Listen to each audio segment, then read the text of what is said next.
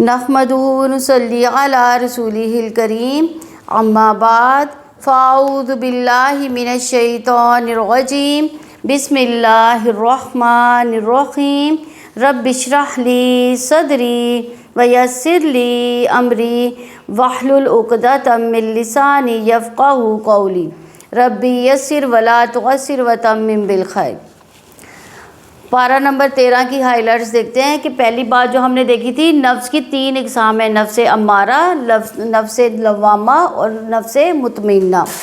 دوسری بات ہم نے جو دیکھی تھی کہ انسان کی 3 اہم کوالٹیز ہوتی ہیں، ایک صبر، تقوی اور احسان، یہ 3 اہم کوالٹیز ہیں۔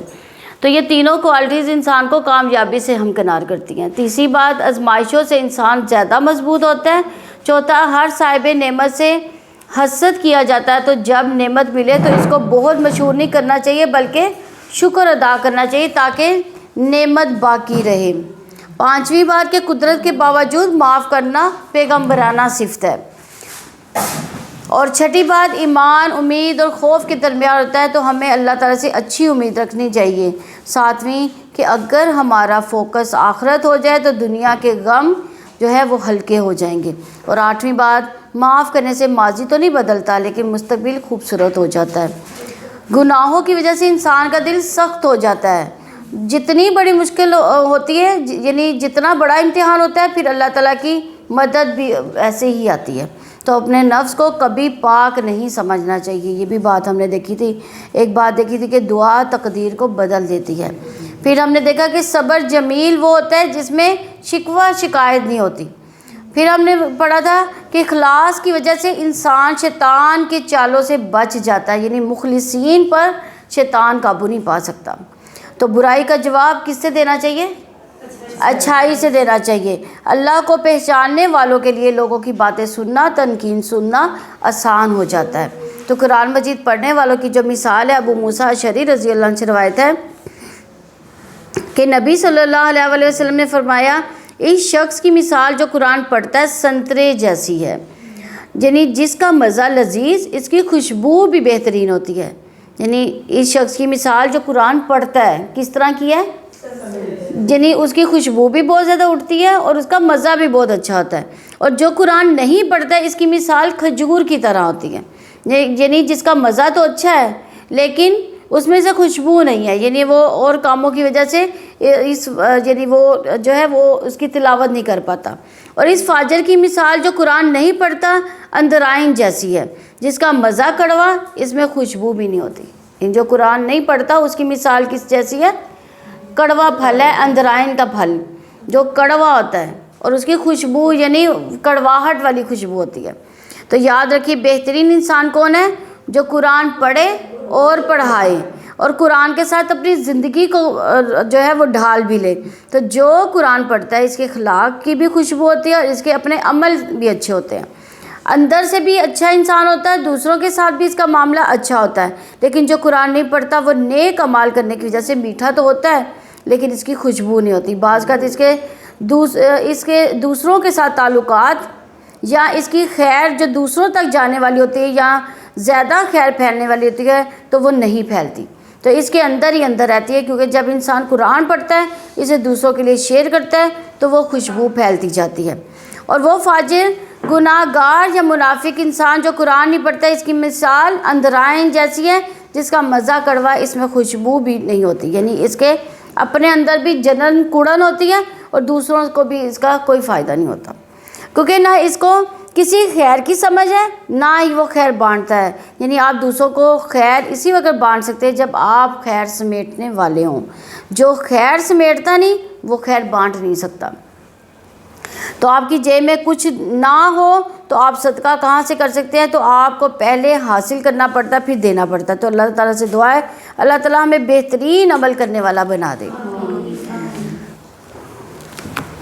14واں پارہ، ربما یود الذین کفروا لو کانوا مسلمین، جن لوگوں نے کفر کیا بعض اوقات وہ تمنا کریں گے کاش وہ بھی مسلمان ہوتے۔ یعنی وہ کون سا وقت ہوگا جب یہ آرزو کریں گے؟ یہ موت کا وقت ہوگا، جب ان کو یہ حقیقت نظر آ جائے گی اور موت کے بعد ہر مرحلے پر انہیں اپنی دنیا میں کیے گئے کفر پر پچھتاوا ہوگا کہ کاش ہم کفر کی روش اختیار نہ کرتے، کاش ہم اللہ تعالیٰ پر ایمان لے آتے، تو کاش ہم اللہ تعالیٰ کی اطاعت کرتے تو آج یہ سزا نہ پاتے۔ اس وقت جب خاص طور پر وہ مسلمانوں کو اچھے انجام تک پہنچتے دیکھیں گے تو ان کا پچھتاوا اور بڑھ جائے گا۔ جیسا کہ آپ جانتے ہیں کہ مسلمانوں میں سے بھی کچھ لوگ اپنے برے اعمال کی سزا بھگتنے کے لیے جنہوں نے توبہ نہیں کی ایسے ہی مر گئے، یا یہ کہ اتنے بڑے بڑے گناہ تھے جس کے لیے انہوں نے کفارہ ہی ادا نہیں کیا، تو وہ جہنم میں پہنچے۔ تو جب وہ اپنی سزا پوری کر چکے ہوں گے تو نبی صلی اللہ علیہ وسلم کی شفاعت کے ساتھ وہاں سے نکال لیے جائیں گے۔ تو اس وقت یہ کافر دیکھ کر تڑپیں گے، تمنا کریں گے کہ کاش ہم بھی مسلمان ہوتے تو کم از کم آج ہم بھی یہاں سے نکال لیے جاتے۔ لیکن دنیا میں جب انسان غفلت میں پڑا ہوتا ہے تو اس وقت اس کو آخرت بھولی ہوتی ہے اور وہ وہاں کی تیاری نہیں کرتا۔ آپ چھوڑو انہیں، وہ کھائیں اور فائدے اٹھائیں، اور امیدیں انہیں غفلت میں رکھے، پھر جلدی وہ جان لیں گے۔ یعنی تو یہاں اسی لیے کہا گیا کہ آپ انہیں ان کے حال پر چھوڑ دیجئے۔ یعنی پچھلی آیت میں ان کی ایک طرح سے وارن کیا گیا تھا ان کو کہ ایک وقت آئے گا کہ تم ایسا کرو گے تو ابھی سے سنبھل جاؤ۔ اس کے لیے یہ بھی ایک وارننگ کا طریقہ ہے کہ ڈانٹ کا ایک طریقہ ہے، تنبیہ کا طریقہ ہے، ایک دھمکی ہے۔ جہاں ابتدا بھی کیسے کی گئی، ذرہم یاکلوا، اور آخر میں بھی فسوف یعلمون کہا گیا، یعنی جلد پتہ چل جائے گا، یہ پچھتائیں گے۔ تو بعض علماء کہتے ہیں ذرہم یاکلوا میں ایک دھمکی ہے اور سوف یعلمون میں دوسری دھمکی ہے۔ تو دو دھمکیوں میں انسان کیسے خوشگوار زندگی بسر کر سکتا ہے؟ تو اگر یہاں پر زندگی کا مقصد صرف کھانا پینا، مزے اڑانا اور لمبی لمبی امیدیں باندھ کر صرف دنیا کمانے کے لیے انسان گول سیٹنگ کرتا رہے اور اسی کو ایک کے بعد ایک حاصل کرتا رہے تو یہ چیز انسان کی آخرت کے لیے بڑی نقصان دہ ہوتی ہے۔ مومن اپنی آخرت کو بھلا کر اپنی دنیا کو حاصل نہیں کرتا بلکہ ان دونوں چیزوں کو ساتھ لے کر چلتا ہے۔ اور یہ بھی یاد رکھیے کہ اس آیت میں اس بات کی طرف بھی اشارہ ہے کہ لذتیں حاصل کرنا، نعمتوں میں زندگی گزارنا، آخرت کی تیاری نہ کرنا یہ نجات طلب کرنے والوں کے اخلاق میں نہیں۔ وَيَتَمَتَّعُوا وَيُلْهِهِمْ الْعَمَلُ، اور پھر لمبی آرزویں کیا ہوتی ہے کہ جس میں انسان بہت دیر پر لانگ ٹرم وارننگ کر رہا ہوتا ہے دنیا میں حاصل کرنے کی اور دنیا کو مرغوب چیزوں کو پانے کی۔ تو دنیا کی حرص، دنیا کی طرف انسان کا جھکاؤ ہے، وہ اس کی آخرت کو نقصان دے دیتا ہے۔ رسول اللہ صلی اللہ علیہ وسلم نے فرمایا بوڑھے انسان کا دل دو چیزوں کے بارے میں ہمیشہ جوان رہتا ہے، دنیا کی محبت اور لمبی امیدیں۔ حسن بصری کہتے ہیں کہ جب بندہ اپنے آرزوؤں کو لمبی کر لیتا ہے تو اس کے عمل خراب ہو جاتے ہیں۔ انسان یہ سوچتا ہے کہ ابھی میں اچھا بن جاؤں گا، ابھی یہ کام ہو جائے گا، یہاں تک کہ پہنچ جاؤں، یہاں تک کہ ٹارگٹ حاصل کر لوں۔ تو یاد رکھیے جب اپنے آج سے فائدہ اٹھانا ہے، ماضی تو ہمارے ہاتھ سے نکل چکا، گزر چکا، مستقبل کا ہمیں پتہ نہیں، تو ہمارے پاس آج ہے تو ہمیں اس ٹائم کی فکر کرنی چاہیے۔ تو اس کے لیے کچھ یعنی اپنی آخرت کے لیے تیاری کر لینی چاہیے۔ مثلاً اب کسی کے اوپر رمضان آیا تو کہے کہ اگلے رمضان میں اچھا بن جاؤں گا، اگلے رمضان میں جو ہے وہ میں جب ریٹائر ہو جاؤں گا۔ بعض لوگ جاب کر رہے ہوتے ہیں، وہ کہتے ہیں ہم یہ جاب سے ریٹائر ہو جائیں گے اگلے سال، تو پھر ہم جو کہ کیا کریں گے، رمضان کے روزے بھی رکھ لیں گے، تراویح بھی پڑھ لیں گے۔ تو کیا پتہ اگلا رمضان اس کو آنا ہے کہ نہیں آنا۔ تو اس لیے آخرت کی فکر سب سے پہلے کرنی چاہیے۔ ہم نے کسی بھی بستی کو ہلاک نہیں کیا مگر اس کے ایک مقرر مدت تک لکھی ہوئی تھی۔ کوئی امت اپنی مقررہ مدت سے آگے نہ بڑھ سکتی ہے، نہ ہی وہ پیچھے رہتے ہیں۔ انہوں نے کہا کہ اے وہ شخص جس پر ذکر نازل کیا گیا ہے، بلا شبہ تو یقیناً دیوانہ ہے، کیوں نہیں تو ہمارے پاس فرشتوں کو لے آتا اگر تو سچوں میں سے ہے۔ ہم فرشتوں کو حق کے ساتھ ہی نازل کرتے ہیں، اس وقت یہ مہلت دیے گئے نہیں ہوتے۔ یعنی اللہ تعالیٰ فرشتوں کو صرف فیصلہ کرتے وقت اتارتے ہیں، جب عذاب آنا ہوتا ہے تب بھی فرشتے اترتے ہیں۔ بے شک ہم ہی نے اس کو ذکر نازل کیا اور بلا شبہ ہم ضرور اس کی حفاظت کرنے والے ہیں۔ ذکر سے مراد یہاں پر قرآن مجید ہے۔ اس ذکر کو یعنی قرآن کو اتارا، تو قرآن کا محافظ کون ہے؟ اللہ تعالیٰ۔ یعنی اللہ تعالیٰ کہتے ہیں میں ہی اس کا حفاظت کرنے والا ہوں، یعنی ہر طرح کی تبدیلی تغیر سے اس کی حفاظت کرتا ہوں۔ جیسا کہ ہم جانتے ہیں قرآن مجید سے پہلے جو کتابیں نازل ہوئی ان کی حفاظت کی ذمہ داری ان قوموں پر تھی، تو لوگوں نے کیا کیا، ان میں من مانی تبدیلیاں کر دی، لیکن اس کتاب کی ذمہ داری اللہ سبحانہ و تعالیٰ نے لے لی ہے۔ تو یہی وجہ ہے کہ آج اتنے 100 سال گزرنے کے بعد بھی قرآن مجید میں کوئی تبدیلی نہیں آئی۔ ایک واقعہ بیان کیا جاتا ہے کہ ایک یہودی تھا، وہ مسلمان ہونے کے لیے آیا، وہ ایک کاتب تھا، بہت اچھا رائٹر تھا، کتابیں لکھا کرتا تھا۔ تو اس سے پوچھا گیا کس چیز نے تمہیں اسلام قبول کرنے پر ابھارا؟ اس نے کہا میں نے اپنے ہاتھ سے تورات لکھی اور اس میں کچھ تبدیلی کی، اور میں ربیوں کے پاس گیا، اس نے خوشی خوشی اسے لے لیا۔ اس کے بعد انجیل لکھی، اسی طرح اس میں کچھ رد و بدل کی، تو پریس کے پاس پہنچا تو انہوں نے اس کو بھی قبول کر لیا۔ اس کے بعد قرآن پر میں نے یہ تجربہ کیا کہ اس میں کچھ تبدیلی کی، لیکن جب میں مسلمانوں کے علماء کے پاس گیا تو انہوں نے اس کو قبول نہیں کیا، حالانکہ میں نے بہت چھوٹا سا فرق ڈالا تھا اس میں۔ تو اس سے کیا پتہ چلتا ہے کہ اللہ سبحانہ تعالیٰ نے جو حفاظت کی ذمہ داری لی ہے، اس میں اللہ تعالیٰ بندوں کے ذریعے حفاظت کروا رہا ہے۔ کس طرح اس امت میں ایسے علماء ہیں جو قرآن کے لفظ کو نہ صرف ایک طرح بلکہ 7 طریقوں سے پڑھنا جانتے ہیں، اور اس کی تبدیلیوں سے بھی وہ واقف ہے، جس کو سبع قرات کہا جاتا ہے یا عشرہ قرات کہا جاتا ہے۔ اسی طرح اللہ تعالیٰ نے اس کتاب کو صرف کاغذوں میں محفوظ نہیں کیا بلکہ سینوں میں محفوظ کر دیا۔ ابھی تو کتابیں پھر بھی موجود ہیں، کبھی یہ وقت ایسا آئے گا کہ شاید کتابیں بالکل ہی ختم ہو جائیں اور صرف ہر چیز ڈیجیٹل ہو جائے۔ اس وقت اگر کسی سازش کے تحت دنیا سے ڈیجیٹل قرآن مٹا بھی دیا جائے تو بھی قرآن محفوظ ہے، کیونکہ ہر ملک، ہر جگہ، ہر شہر، ہر بستی کے اندر جو ہے حافظ قرآن موجود ہیں، جنہوں نے قرآن کو اپنے اندر محفوظ کر لیا ہے۔ تو یہ اس کتاب کے معجزے کی دلیل ہے، اسی وجہ سے یہ رہتی دنیا تک کے لوگوں کے لیے کتاب ہدایت ہے۔ لیکن قیامت سے پہلے قرآن اٹھا لیا جائے گا۔ قیامت کی بڑی نشانیوں میں سے ایک نشانی ہے کہ قرآن لوگوں کے سینوں میں بھی، کتابوں میں بھی، ہر جگہ سے اٹھا لیا جائے گا اور بالکل اندھیروں کا دور ہوگا۔ اللہ تعالیٰ ہمیں اسے محفوظ رکھے، اور ہم کتنے خوش نصیب ہیں کہ اللہ تعالیٰ نے ہمیں ایک نہیں کئی ورژن دیے ہیں قرآن کے، یعنی ہم کتاب کی شکل میں بھی پڑھ سکتے ہیں، ہم موبائل کے ذریعے بھی پڑھ سکتے ہیں، ہر طرح سے پڑھ کر انجوائے بھی کر سکتے ہیں، اور یہاں تک کہ تلاوت سننا بھی ہمارے ہاتھوں میں موجود ہے۔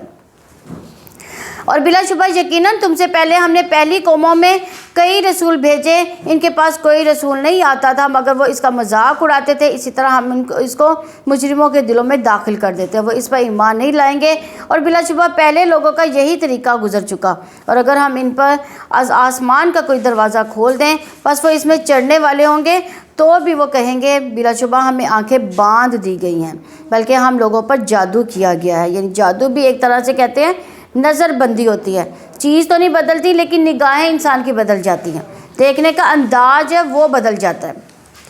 اور بلا شبہ یقیناً ہم نے آسمان میں برج بنائے ہیں اور ہم نے اسے دیکھنے والوں کے لیے مزین کر دیا، یعنی مراد ہے ستارے جو ظاہر ہوتے ہیں۔ عربی زبان میں برج یا بروج کا لفظ ظاہر ہونے کے لیے، نمایاں ہونے کے لیے، اس لیے قرآن مجید میں آتا ہے کہ ولا تبرجنا تبرج جاہلیہ، کہ مسلمان عورتیں پرانی جاہلیت کی طرح اپنی زینت کو نمایاں نہ کریں، ظاہر نہ کریں۔ تو یہ بروج وہ ہیں جو روشن ستارے ہوتے ہیں جو ہمیں نظر آتے ہیں، اور ہم نے ہر شیطان مردود سے اس کی حفاظت کی، مگر جو کوئی سنی ہوئی بات چرا لے تو ایک روشن ستارہ اس کا پیچھا کرتا ہے۔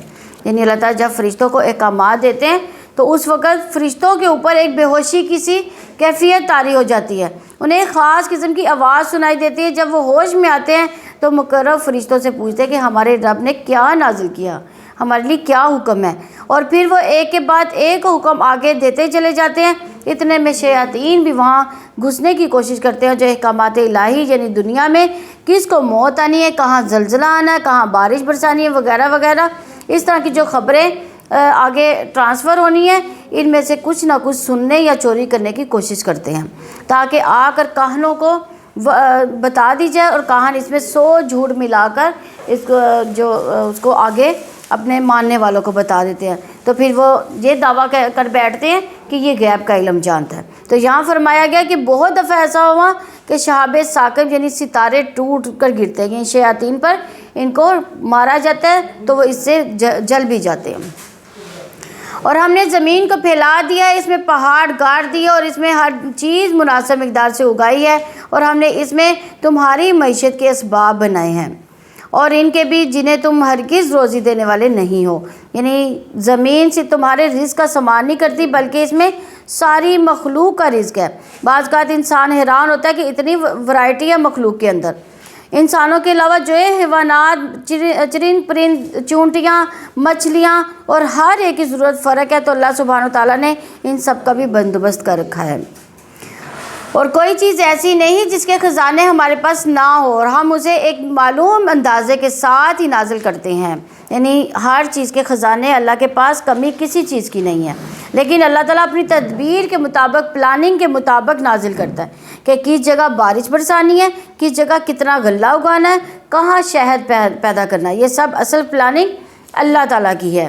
اور پھر یہ آیت انسان کا بڑا حوصلہ بڑھاتی ہے کہ انسان بعض کا لمبے عرصے تک اللہ تعالیٰ سے دعا کرتے ہوئے بھی مایوس ہونے لگتا ہے، پریشان ہوتا ہے، سوچتا ہے کہ شاید میری کبھی سنی نہیں جانی۔ تو نعوذ باللہ شیطان دل میں بھی ڈالتا ہے کہ اللہ تعالیٰ کے پاس ہے ہی نہیں، یعنی فرمایا نہیں، کوئی چیز ایسی نہیں جس کے خزانے نہ ہو۔ تو جب اللہ تعالیٰ خزانوں کا مالک ہے تو پھر ہمیں کیا کرنا چاہیے؟ مانگنا کسے چاہیے؟ ہاں، کہ اللہ تعالیٰ آپ کے پاس جو خزانے ان میں سے تھوڑا سا ہمیں بھی عطا کر دو، تو تیرے خزانوں میں پھر بھی کمی نہیں آئے گی۔ لیکن اللہ سبحانہ تعالیٰ ہر ایک کو کہنے پر وہ سب کچھ اتار کیوں نہیں دیتا؟ کیونکہ ہر ایک کی ہر بات مان لی جائے تو زمین پر فساد بھر جائے گا، کیونکہ لوگوں کے پاس اتنے ریسورسز ہوں گے کہ وہ بگڑ جائیں گے۔ ابھی آپ دیکھیں کہ جن ممالک میں جن لوگوں کے پاس زیادہ ریسورسز ہوتے ہیں اور بعض اوقات کس طرح مس یوز کرتے ہیں، کس طرح ضائع کرتے ہیں، تو اللہ تعالیٰ ایک حد تک ان کو اسی لیے دیتا ہے۔ اور ہم نے ہواؤں کو بارآور بنا کر بھیجا، پھر ہم نے آسمان سے پانی اتارا، بس ہم نے وہ تمہیں پلایا اور تم اس کو ہرگز ذخیرہ کرنے والے نہیں ہو۔ یعنی یہ اللہ ہی کا کام ہے، اگر یہ تمہارے ذمہ ہوتا پانی کی سپلائی کی پلاننگ تو تم فیل ہو جاتے۔ اور بلا شبہ ہم یقیناً زندگی دیتے ہیں، ہمیں موت دیتے ہیں، ہم وارث ہیں، اور بلا شبہ یقیناً ہم نے جان لیا جو تم میں سے بہت آگے جانے والے ہیں، بلا شبہ یقیناً ہم نے جان لیا جو بہت پیچھے آنے والے ہیں۔ یعنی چاہے نیکی میں آگے نکلنے والے ہو، چاہے گناہ سے آگے نکلنے والے ہو، یا نیکی میں پیچھے رہنے والے، وہ سب جانتا ہے۔ یا وقت کے اعتبار سے جو قومیں آگے گزر گئیں یا بعد میں آنے والی ہیں، ان کو بھی اللہ تعالیٰ کا پتہ ہے۔ اور یقیناً آپ کا رب ان سب کو اکٹھا کرے گا، بلا شبہ وہ کمال حکمت والا، سب کچھ جاننے والا۔ اور ہم نے انسان کو بدبودار کیچڑ سے بجنے والی مٹی سے پیدا کیا، یعنی انسان کی تخلیق میں تراب کا لفظ استعمال ہوا، پھر ہمارے مسنون کا لفظ بھی استعمال ہوا ہے، اور سلسال کالفخار کا لفظ بھی استعمال ہوا ہے۔ تو یہ تخلیقی مختلف سٹیجز ہیں جن کا قرآن میں ذکر آتا ہے۔ اور اس سے پہلے جنوں کو ہم نے آگ کی لپٹ سے پیدا کیا، یعنی جن انسانوں سے پہلے تخلیق کیے گئے، اس لیے ابلیس کو بھی کہا گیا ہے کہ وہ سجدہ کرے، یعنی ابلیس بھی جو تھا وہ جنوں میں سے تھا۔ اور جب تیرے رب نے فرشتوں سے کہا کہ یقیناً میں بدبودار کیچڑ سے بجنے والی مٹی سے ایک انسان پیدا کرنے والا ہوں، پھر جب میں اسے پورا بنا دوں اور اپنی روح سے اس میں پھونک دوں تو اس کے آگے سجدہ کرتے ہوئے گر جانا۔ یعنی انسان اگرچہ گارے والی مٹی سے پیدا کیا، لیکن پاکیزہ روح پھونکنے کی وجہ سے انسان کو باقی ساری مخلوقات پر شرف حاصل ہو گیا۔ لیکن دیکھیں اللہ تعالیٰ نے جب پتلا بنایا تھا تب نہیں کہا تھا سجدہ کرو، جب اللہ تعالیٰ نے اس میں اپنی روح پھونکی تھی تو پھر کہا تھا کہ سجدہ کرو۔ یہ ہماری روح ہے اصل میں جس کو اللہ تعالیٰ اپنی طرف نسبت کرتے ہیں۔ تو اس کا یہ مطلب نہیں ہے کہ اللہ تعالیٰ کی روح میں سے کچھ روح انسان میں ڈال دی گئی، یہ تشریفی اضافت ہے۔ اللہ تعالیٰ کسی چیز کو عزت بخشنے کے لیے اپنی طرف منسوب کر لیتے ہیں، جیسے بیت اللہ اللہ تعالیٰ کے یعنی اس کے اندر تو نہیں نا موجود ہے اللہ تعالیٰ، لیکن اس کو عزت بخشنے کے لیے بیت اللہ کا لفظ استعمال کیا گیا۔ ناقۃ اللہ یعنی اللہ کی اونٹنی، جیسے ہم بعض کا ایسے کرتے ہیں نا، اپنے بچوں کو کچھ خاص اہمیت دینے کے لیے کیا کہتے ہیں؟ میرے بچے، میرے پیارے بیٹے کہتے ہیں نا۔ تو یہ اللہ تعالیٰ نے ان چیزوں کو خاص اہمیت دینے کے لیے اپنے ساتھ منسوب کیا، ان کو عزت بخشنے کے لیے۔ تو اسی طرح ہماری روح بھی جب قرآن سے دور ہوتی ہے تو جب اس کو قرآن کی طرف لایا جاتا ہے تو وحشت سی محسوس ہوتی ہے۔ ابتدا میں اس کو بھی شاید نوزیا ہوتا ہے، یعنی آپ دیکھیں کہ ہم بعض کا سحری کے اوقات میں کھانے کے لیے اٹھتے ہیں تو کیا ہوتا ہے، شروع میں ہمیں کیا ہوتا ہے، نوزیا سا ہو رہا ہوتا ہے، یعنی ہمارا کھانے کو دل نہیں کر رہا ہوتا، لیکن جو ہم سحری کھانا شروع ہوتے ہیں ہم عادی ہو جاتے ہیں۔ تو اسی طرح جب قرآن پڑھا جاتا ہے شروع میں کیا ہوتا ہے، روح جو ہے، حالانکہ یہ روح کی غذا ہے قرآن، لیکن شروع میں کیا ہوتا ہے، ہماری روح جو ہے اس کو ابزورب نہیں کر رہی ہوتی، یعنی ہمیں نوزیا سا فیل ہو رہا ہوتا ہے، لیکن جو ہم تلاوت کرتے جاتے ہیں تو ہماری روح کو اس کی عادت ہو جاتی ہے، تو وہ پھر نوزیا والی جو عادت ہے وہ ختم ہو جاتی ہے، بلکہ اس کو سرور آنا شروع ہو جاتا ہے۔ تو اس لیے ہمیں کیا کرنا چاہیے کہ ہمیں اس کی تلاوت کرتے رہنا چاہیے، تاکہ ہمارے جو یہ یعنی بعض کا تلاوت میں دل نہیں لگتا، پھر آخر میں کیا ہوگا، تلاوت میں دل لگنا شروع ہو جائے گا۔ تو ان سب کے سب فرشتوں نے سجدہ کیا، مگر ابلیس نے انکار کر دیا کہ وہ سجدہ کرنے والوں کے ساتھ ہو۔ اللہ تعالیٰ نے فرمایا اے ابلیس تجھے کیا ہوا کہ تو سجدہ کرنے والوں کے ساتھ شامل نہ ہوا؟ اس نے کہا میں ایسا نہیں ہوں کہ اس کو انسان کو سجدہ کروں جس کو تو نے بدبودار کیچڑ سے بجنے والی مٹی سے پیدا کیا۔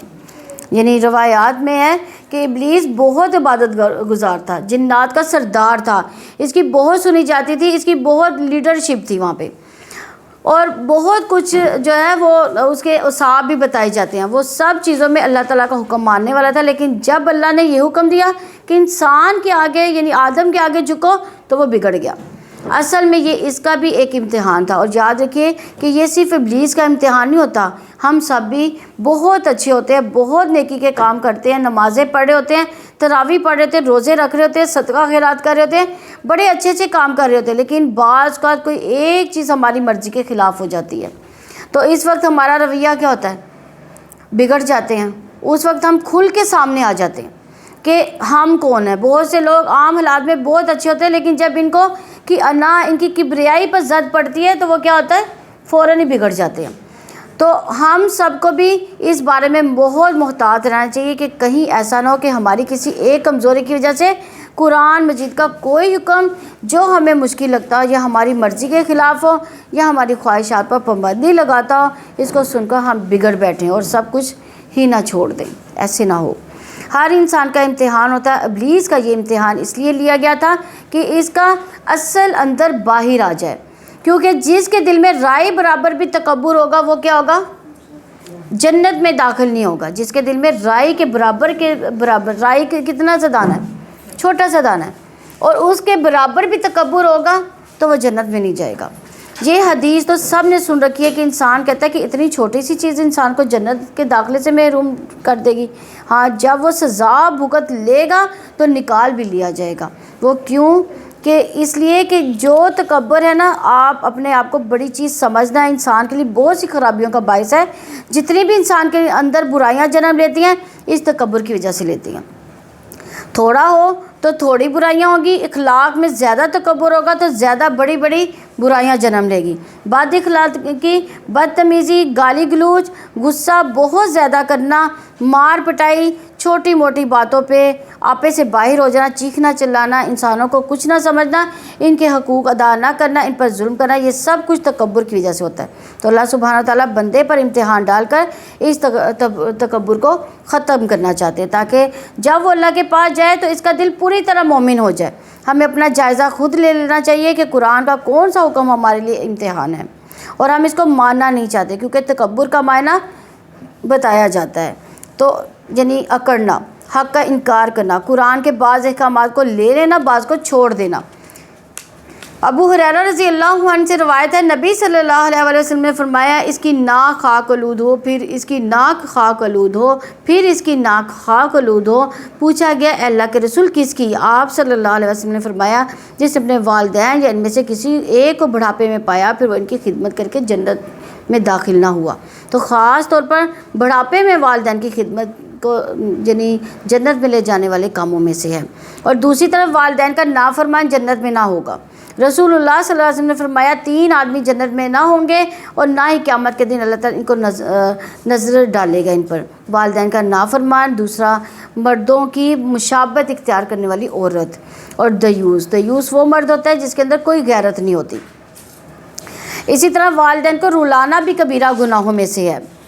تو یہاں ان پر رحم کرتے ہوئے ان کو رحمت اور شفقت کی نظر سے دیکھو، غصے سے مت دیکھو، انکساری سے آگے جھکے رہو، ان کے لیے دعائیں کرو، کندھے جھکا کر رکھو، یعنی پوسچر بھی ایسا رکھو کہ اس میں تکبر ظاہر نہ ہو، عاجزی اختیار کریں، اپنے ماں باپ کے آگے جھکے رہیں۔ بعض اوقات اولاد زیادہ قابل ہو جاتی تو ماں باپ بڑھاپے میں پہنچ کر ان کو کہتے اولاد کہنا شروع ہو جاتی ہے آپ تو ان پڑھ ہیں، آپ کو تو کچھ پتہ ہی نہیں چلتا، ایسے ہوتا ہے نا۔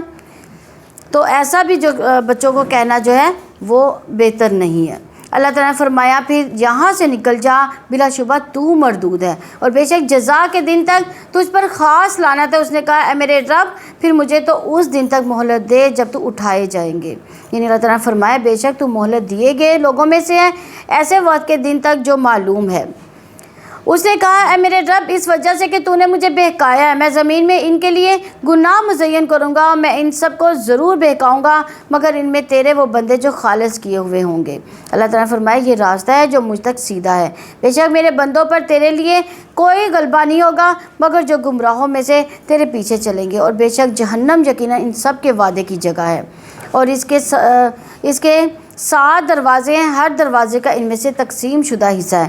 بلا شبہ متقی باغوں اور چشموں میں ہوں گے، سلامتی اور امن کے ساتھ ان میں داخل ہوں گے، ان کے سینوں میں سے کینہ ہم کھینچ نکالیں گے، وہ آمنے سامنے تختوں پر بھائی بھائی ہوں گے، یعنی کوئی بھی شخص دل میں حسد بغض بدگمانی لے کر جنت میں نہیں جا سکے گا، بلکہ وہ جنت میں جانے سے پہلے ہی ان کے دلوں سے نکال دی جائے گی۔ سارے برے اخلاق انسان کو دھوکے میں ڈالے ہوئے اس دنیا میں، تو رسول اللہ صلی اللہ علیہ وسلم نے فرمایا مومن آگ سے چھٹکارا پائیں گے، یعنی جب پل صراط سے گزریں گے جہنم پار کر جائیں گے تو ان کو جنت اور جہنم کے بیچ میں ایک جگہ ہے، یعنی اسے کنترا کہتے ہیں، کنترا پر روک لیا جائے گا، اور دنیا میں ان کے بعض مظالم تھے، یعنی کسی کا قصاص ہوگا، کسی نے کسی کا حق مارا ہوگا، وہ سب دے دیے جائیں گے۔ تو پھر قسم ہے ذات کی جس کے ہاتھ میں محمد صلی اللہ علیہ وسلم کی جان میں، ان میں سے ایک آدمی جنت میں اپنے گھر کو زیادہ جاننے والا ہوگا بنسبت اس کے وہ جتنا دنیا میں اپنا گھر کا راستہ جانتا ہوگا، یعنی وہاں کوئی پریشانی نہیں ہوگی۔ جنت کا دروازہ بہت وسیع ہے، اور جنت والے ایک دوسرے کا انتظار کر کے اکٹھے اندر داخل ہو جائیں گے، جیسے دنیا میں دل جڑے ہوئے تھے وہاں بھی جڑے ہوئے ہوں گے۔ کچھ لوگ مقربین میں سے ہوں گے، کچھ سابقون میں سے ہوں گے، وہ تو اسپیشل یعنی VIP ہوں گے، نکل جائیں گے، لیکن باقی اکٹھے داخل ہوں گے تو ان کے دلوں میں آپس میں کوئی رنجشیں نہیں ہوں گی، یعنی آپس کے کینے بغض اور بدگمانیاں سب نکل جائیں گی۔ عام طور پر ہم جنت اور جہنم کا تذکرہ تو کرتے ہیں لیکن اس پل کا تذکرہ اکثر بھول جاتے ہیں۔ یہ پل جو ہے اس پر آپس کے مظالم قصاص کا حساب ہوگا۔ مثلا دنیا میں آپ نے بہت زیادہ نیکیاں کی لیکن ساتھ کچھ لوگوں کے حق بھی مارے، آپ بھی جنت جا رہے ہیں وہ بھی جا رہے ہیں، اب یہ کیسے ہو سکتا ہے کہ ان کا حق مار کر آپ کو جنت مل جائے یا انہیں جنت مل جائے؟ تو یہاں پہ یہ جو ہے یعنی حق جو ہے ایک دوسرے کا دے دیا جائے گا، نہ ہی وہاں انہیں کوئی تھکاوٹ چھوئے گی اور نہ ہی اس سے کبھی نکالے جانے والے۔ کہاں سے؟ بس اب ہمیشہ کے لیے خوشی کا دور شروع ہو جائے گا انشاءاللہ۔ اللہ تعالی ہم سب کو بھی نصیب فرمائے۔ آپ میرے بندوں کو بتا دیں بلا شبہ، آپ میرے بندوں کو بتا دیں بلا شبہ بے شک بخشنے والا نہایت رحم والا ہے، یعنی اللہ تعالیٰ اپنے بندوں کو مایوسی سے بچاتا ہے۔ یہاں پہ کہ ابو ہریرہ رضی اللہ عنہ کہتے ہیں کہ نبی صلی اللہ علیہ وسلم اپنے صحابہ کے ایک گروہ کی طرف نکلے جو ہنس رہے تھے اور باتیں کر رہے تھے۔ آپ صلی اللہ علیہ وسلم نے فرمایا اس ذات کی قسم جس کے ہاتھ میں میری جان ہے، اگر تم وہ جان لو جو میں جانتا ہوں تو تم ہنستے کم اور روتے زیادہ۔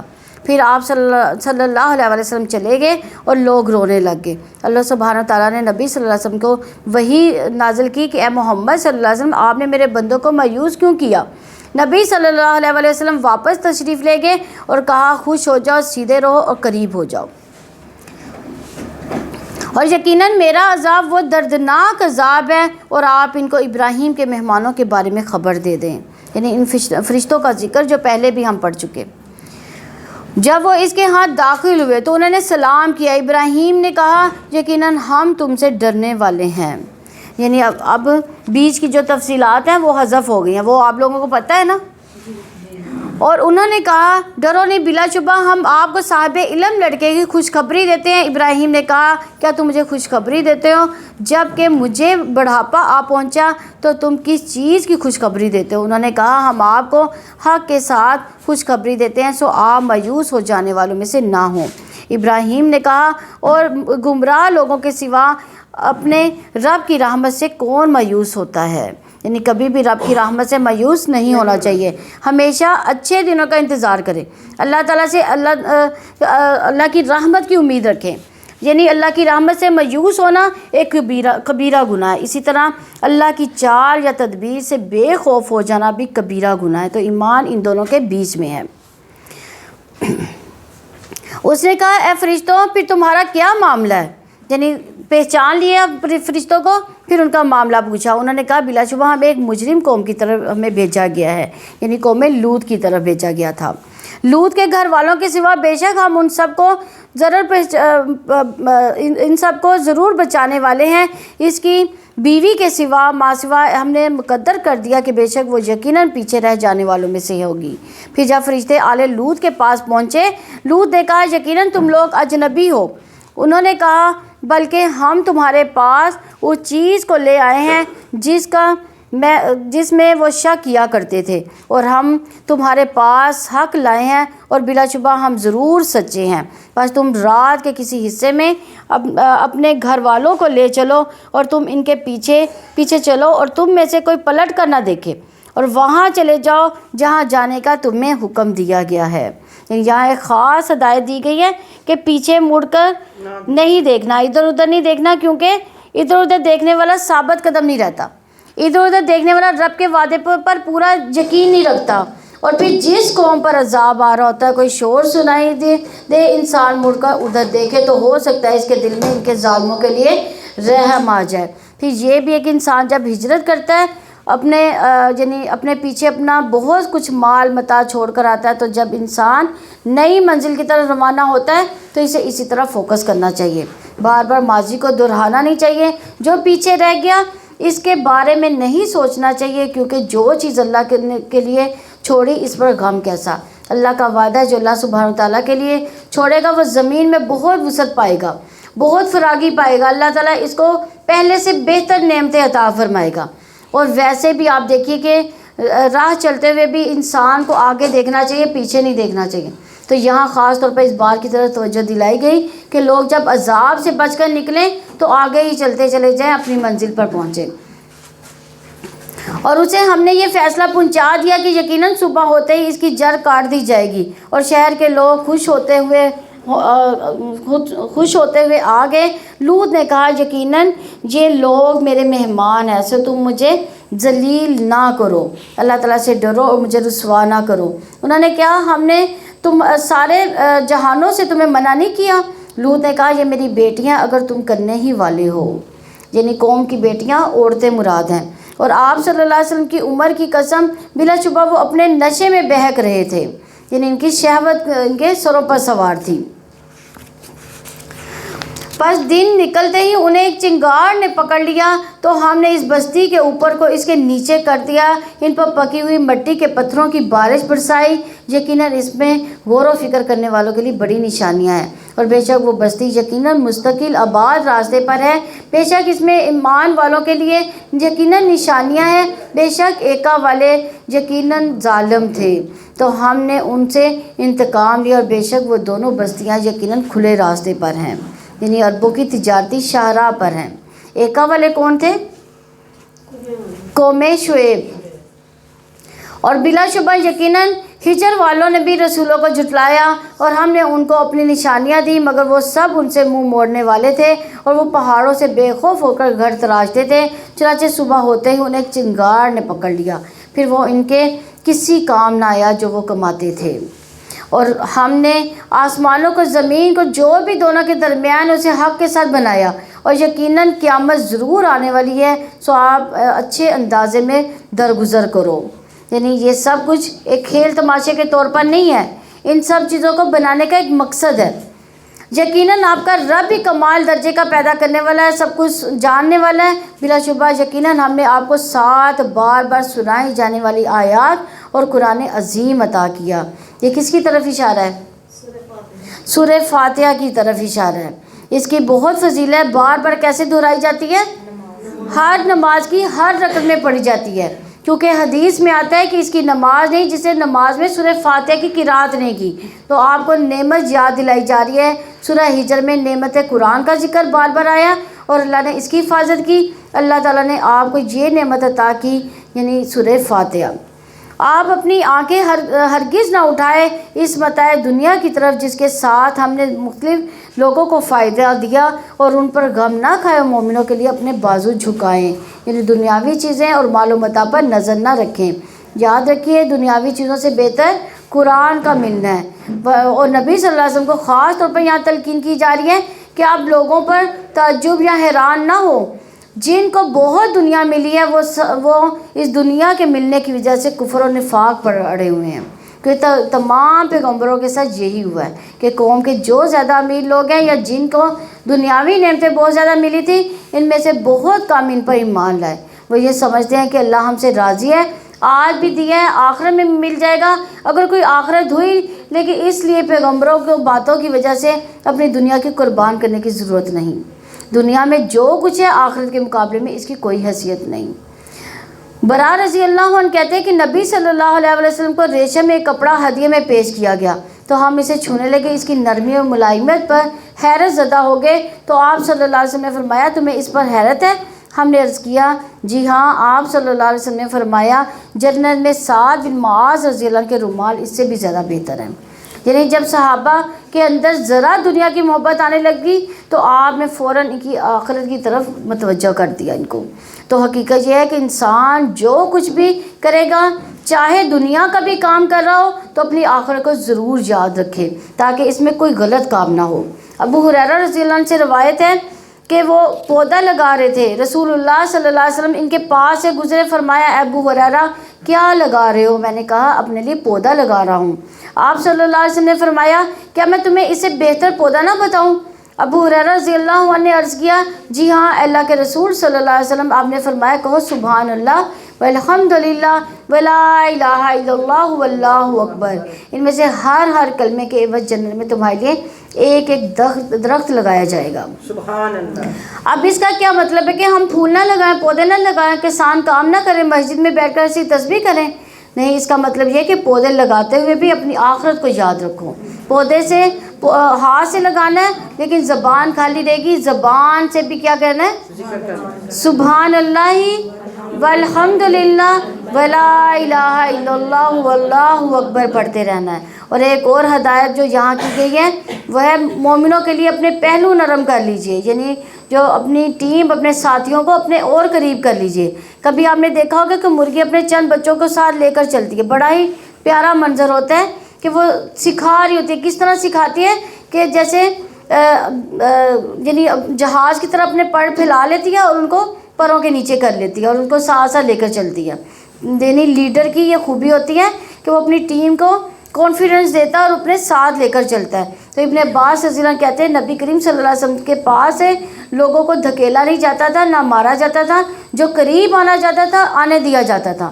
آپ صلی اللہ علیہ وسلم کمزور مسلمانوں کے پاس جاتے، ان سے ملاقات کرتے، ان کی مریضوں کی بیمار پرسی کرتے، ان کے جنازوں میں حاضر ہوتے۔ یعنی انسان کو اگر دنیا میں کوئی بڑا مرتبہ مل جائے، غریبوں کو بھولے نہیں، ایسی جگہوں پر کیا کرنا چاہیے؟ انسان کا اور دل نرم ہونا چاہیے۔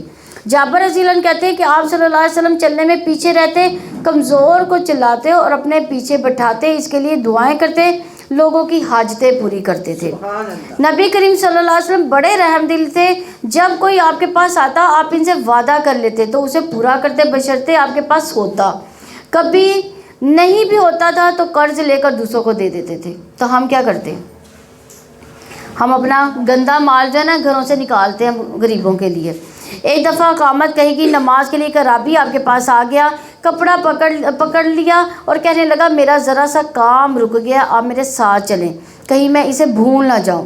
اب دیکھیں اقامت ہو چکی ہے، نماز کے لیے کھڑے ہیں، تو اس اعرابی کے کہنے پر نبی صلی اللہ علیہ وسلم ان کے ساتھ چلے گئے، اس کی ضرورت پوری کی، بعد میں آ کر نماز پڑھائی، حالانکہ اقامت ہو چکی تھی۔ اسی طرح ایک عورت تھی جس کی عقل میں کچھ فطور تھا، تو وہ آپ کو کہنے لگی کہ میرا ایک کام ہے، آپ نے فرمایا تم جس گلی میں چاہو بیٹھ جاؤ، میں تمہارا کام کر دوں گا۔ تو اس عورت نے راستے میں آپ سے بات کی، وہ اپنا کام بتایا اور اس کو جو بھی کام تھا آپ نے اس کا کام کر دیا۔ تو ہم میں سے ہر ایک کے اندر یہ صفت ہونی چاہیے کہ ماں ہے تو بچے ہیں، کوئی لیڈر ہے تو اس کے فالوور ہے، ٹیچر ہے تو اس کے اسٹوڈنٹ ہے۔ تو اسلام میں ایسا بڑا جو ہے بڑا چھوٹا نہیں ہے، بلکہ سب برابر ہوتے ہیں، کوئی وی آئی پی نہیں ہے۔ اور آپ کہتے بلا شبہ میں تو کھلم کھلا ڈرانے والا ہوں، جیسا کہ عذاب ہم نے تقسیم کرنے والوں پر اتارا تھا جن لوگوں نے قرآن کو ٹکڑے ٹکڑے کر دیا۔ یعنی ٹکڑے کرنے کا کیا مطلب ہے؟ بعض حصے پر ایمان لے آئے، بعض پر انکار کر دیا۔ انکار کیسے کیا جاتا ہے؟ نہیں، عمل نہ کر کے۔ یعنی ہمارے جو عمل ہے نا وہ ہمیں بتاتے ہیں کہ ہم نے مانا کہ نہیں مانا۔ اگر ہم نے اس حکم پر عمل کر لیا اس کا مطلب ہم نے مان لیا۔ جس حکم کا انکار کرنا ہے اس کا مطلب وہ ہم نے عمل میں نہیں اس کو لے کر آئے ہم۔ قسم ہے آپ کے رب کی، یقیناً ہم ضرور ان سب سے پوچھیں گے اس کے متعلق جو وہ عمل کرتے ہیں، چنانچہ جس کا آپ کو حکم دیا گیا اس کو صاف اعلان کر دے اور مشرکوں سے منہ موڑ لیں۔ بلا شبہ آپ کی جانب سے ہم مذاق اڑانے والوں کے لیے کافی ہیں۔ جو اللہ تعالیٰ کے ساتھ دوسرے معبود بناتے ہیں سو جلد ہی وہ جان لیں گے۔ بلا شبہ یقیناً ہم جانتے ہیں آپ کا سینہ بے شک اس سے تنگ ہوتا ہے جو وہ کہتے ہیں۔ یعنی لوگوں کی باتوں پر آپ کا دل تنگ ہوتا تھا۔ یہاں دل کی گھٹن کا ایک اور علاج بتایا گیا، وہ کیا ہے؟ نماز اور تسبیح۔ یعنی سبب کوئی بھی ہو، چاہے لوگوں کی باتیں ہو، مستقبل کا خوف ہو، ماضی کا غم ہو، جب غم شدت پکڑے تو قرآن مجید کی تلاوت کے علاوہ تسبیح کی کثرت کر دیں، نماز کی کثرت کر دیں۔ رسول اللہ صلی اللہ علیہ وسلم نے فرمایا جو رات سے خوف کھائے کہ وہ اسے پریشان کرے گی، یا مال خرچ کرنے سے بخل کرے، یا دشمن کے مقابلے سے ڈرے، تو کیا چاہیے اسے؟ وہ اس قول کی کثرت کر دے، سبحان اللہ و بحمدہ، کیونکہ یہ اللہ کے نزدیک ہونے کا پہاڑ اللہ کے راستے میں خرچ کرنے سے زیادہ محبوب ہے۔ یعنی آپ سونے کا پہاڑ صدقہ کریں تو اتنا اجر نہیں ملے گا جتنا اس تسبیح کی کثرت سے ملے گا۔ سورہ نحل مکی ہے، اس میں 128 آیات اور 16 رکوع ہیں۔ اللہ تعالیٰ کے نام سے جو وسیع رحمت والا، نہایت رحم والا ہے۔ سورہ نحل کو سورہ نعم بھی کہا جاتا ہے۔ یہ سورہ ہجر میں نعمت قرآن کا ذکر ہے جو سب سے بڑی نعمت ہے نعمتوں میں۔ سورہ نحل میں کئی نعمتوں کا ذکر ہے جو کائنات میں بکھری ہوئی ہیں، انسان کے فائدے کے لیے اللہ تعالیٰ نے پیدا کیے۔ اس سورہ میں اللہ تعالیٰ کی نعمتوں کے اصول اور قواعد بھی بیان کیے گئے ہیں۔ اللہ تعالیٰ کا حکم آ گیا سو اس کو تم جلدی طلب نہ کرو، وہ پاک ہے اور بے حد بلند ہے اس سے جس کو وہ شریک بناتے ہیں۔ وہ فرشتوں کو اپنے حکم سے وحی کے ساتھ اتارتا ہے، اپنے بندوں میں سے جس پر چاہتا ہے کہ خبردار کر دو کہ میرے سوا کوئی معبود نہیں، سو مجھ ہی سے ڈرو۔ یعنی یہاں پہ روح سے مراد قرآن مجید ہے، تو قرآن مجید بھی روح ہے، تو روح کے لیے روح ہی غذا ہے۔ ہماری روح کے لیے کیا غذا ہے؟ قرآن مجید، کیونکہ قرآن کو بھی روح کا نام دیا گیا ہے۔ اس نے آسمان و زمین کو حق کے ساتھ پیدا کیا، وہ بے حد بلند ہے، اسے جن کو وہ شریک ٹھہراتے ہیں۔ اس نے انسان کو نطفے سے پیدا کیا، پھر وہ اچانک سری جھگڑالو ہے۔ یعنی ابن آدم جو ہے وہ ہر چیز کے بارے میں بحث کرتا ہے، یہاں تک کہ اللہ کے وجود کے بارے میں، آخرت کے بارے میں، دین کے احکامات کے بارے میں۔ اور پیدا اللہ نے کیا، چاہیے کیا تھا کہ اللہ کے آگے سر جھکا لیتے، ہر چیز کو مان جائے بغیر کسی بحث مباحثے کے۔ لیکن اللہ تعالیٰ نے عقل کیا دی یا کچھ سمجھنے کی صلاحیت کیا دے دی؟ خود اللہ تعالیٰ کے وجود کو ہی چیلنج کر دیا۔ اور اس نے جو چوپائے پیدا کیے جن میں تمہارے لیے گرمی حاصل کرنے کا سامان اور بہت سے فوائد بھی، اور انہی میں سے تم کھاتے بھی ہو۔ یعنی جانور کے حقوق یہاں پر بیان کا ذکر کیا ہے کہ اللہ نے پیدا کیے اور تم ان سے فائدے اٹھاتے ہو، تو پھر ان کا خیال بھی رکھو۔ اور ان میں تمہارے لیے جمال ہے جب شام کے وقت تم چرا کر لاتے ہو، جب صبح کے وقت تم انہیں چرانے لے جاتے ہو، اور وہ تمہارے بوجھ اس شہر تک اٹھا لے جاتے ہیں جہاں تم جانوں کی مشقت کے بغیر کبھی پہنچنے والے نہیں تھے۔ یقیناً تمہارا رب بہت نرمی کرنے والا، نہایت رحم والا ہے۔ اور گھوڑے، خچر اور گدھے تاکہ تم اس پر سواری کرو۔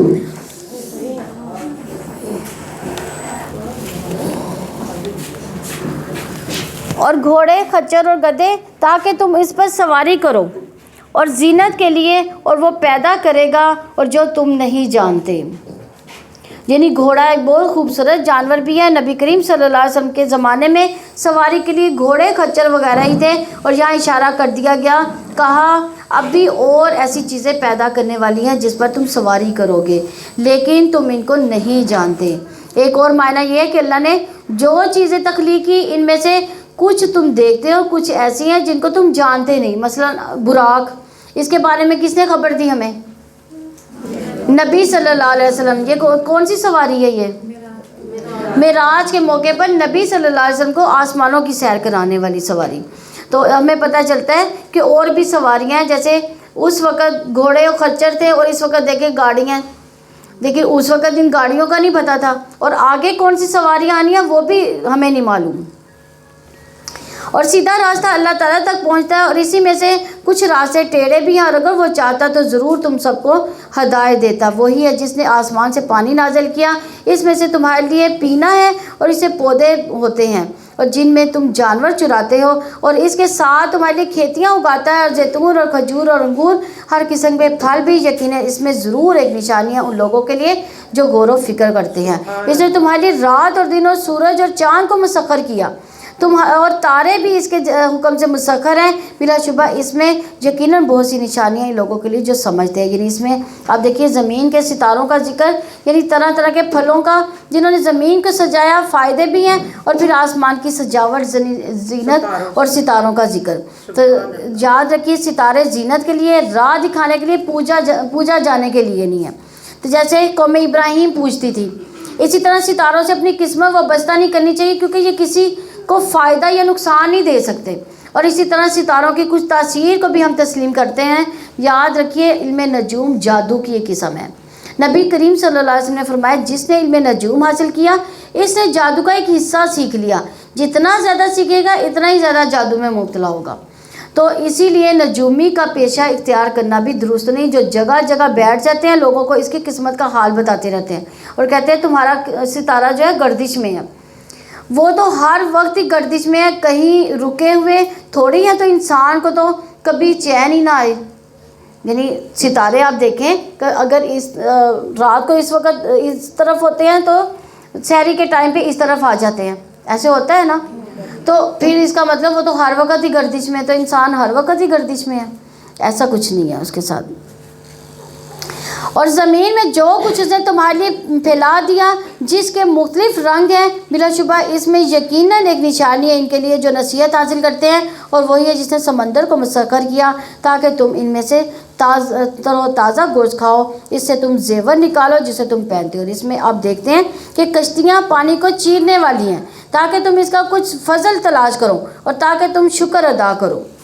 یعنی یہاں پہ سمندر اتنا بڑا بتایا گیا ہے کہ یعنی زمین کے 3 حصوں کو ڈھانپے ہوئے ہیں، تو وہ اگر بپڑ جائے تو ایک حصہ جو باقی بچا ہے اس پر بھی چھا جائے گا۔ یعنی ایک حصہ کون سا ہے؟ خشکی کا، اور 3 حصے سمندر۔ اگر سمندر بپڑ گیا تو وہ ایک حصہ کیا کرے گا؟ کچھ بھی نہیں۔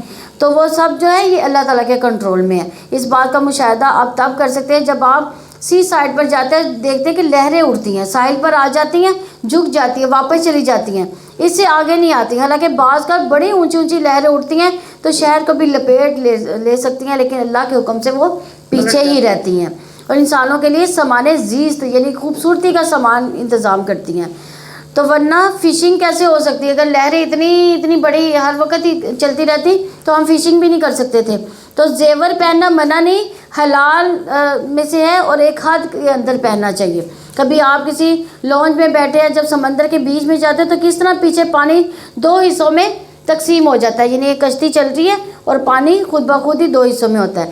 سمندر تمہارے لیے بنایا، مچھلیاں تمہارے لیے پیدا کی، زیورات کا سامان تمہارے لیے پیدا کیا، یہ سب نکالو، محنت کرو، کماؤ، حاصل کرو، لیکن جائز طریقے سے، اور پھر خرچ بھی جائز طریقے سے کرو، ان میں کھو کرنا رہ جاؤ، یہ ہے اصل مسئلہ۔ پھر یہ کہ کشتیوں کا چلنا بھی اللہ کی قدرت ہے، ایک علامت ہے کس طرح ایک سوئی سمندر میں ڈوب جاتی ہے، اور بڑے بڑے پہاڑ جتنے جو شپ ہیں وہ سمندر میں تیرتے ہی رہتے ہیں۔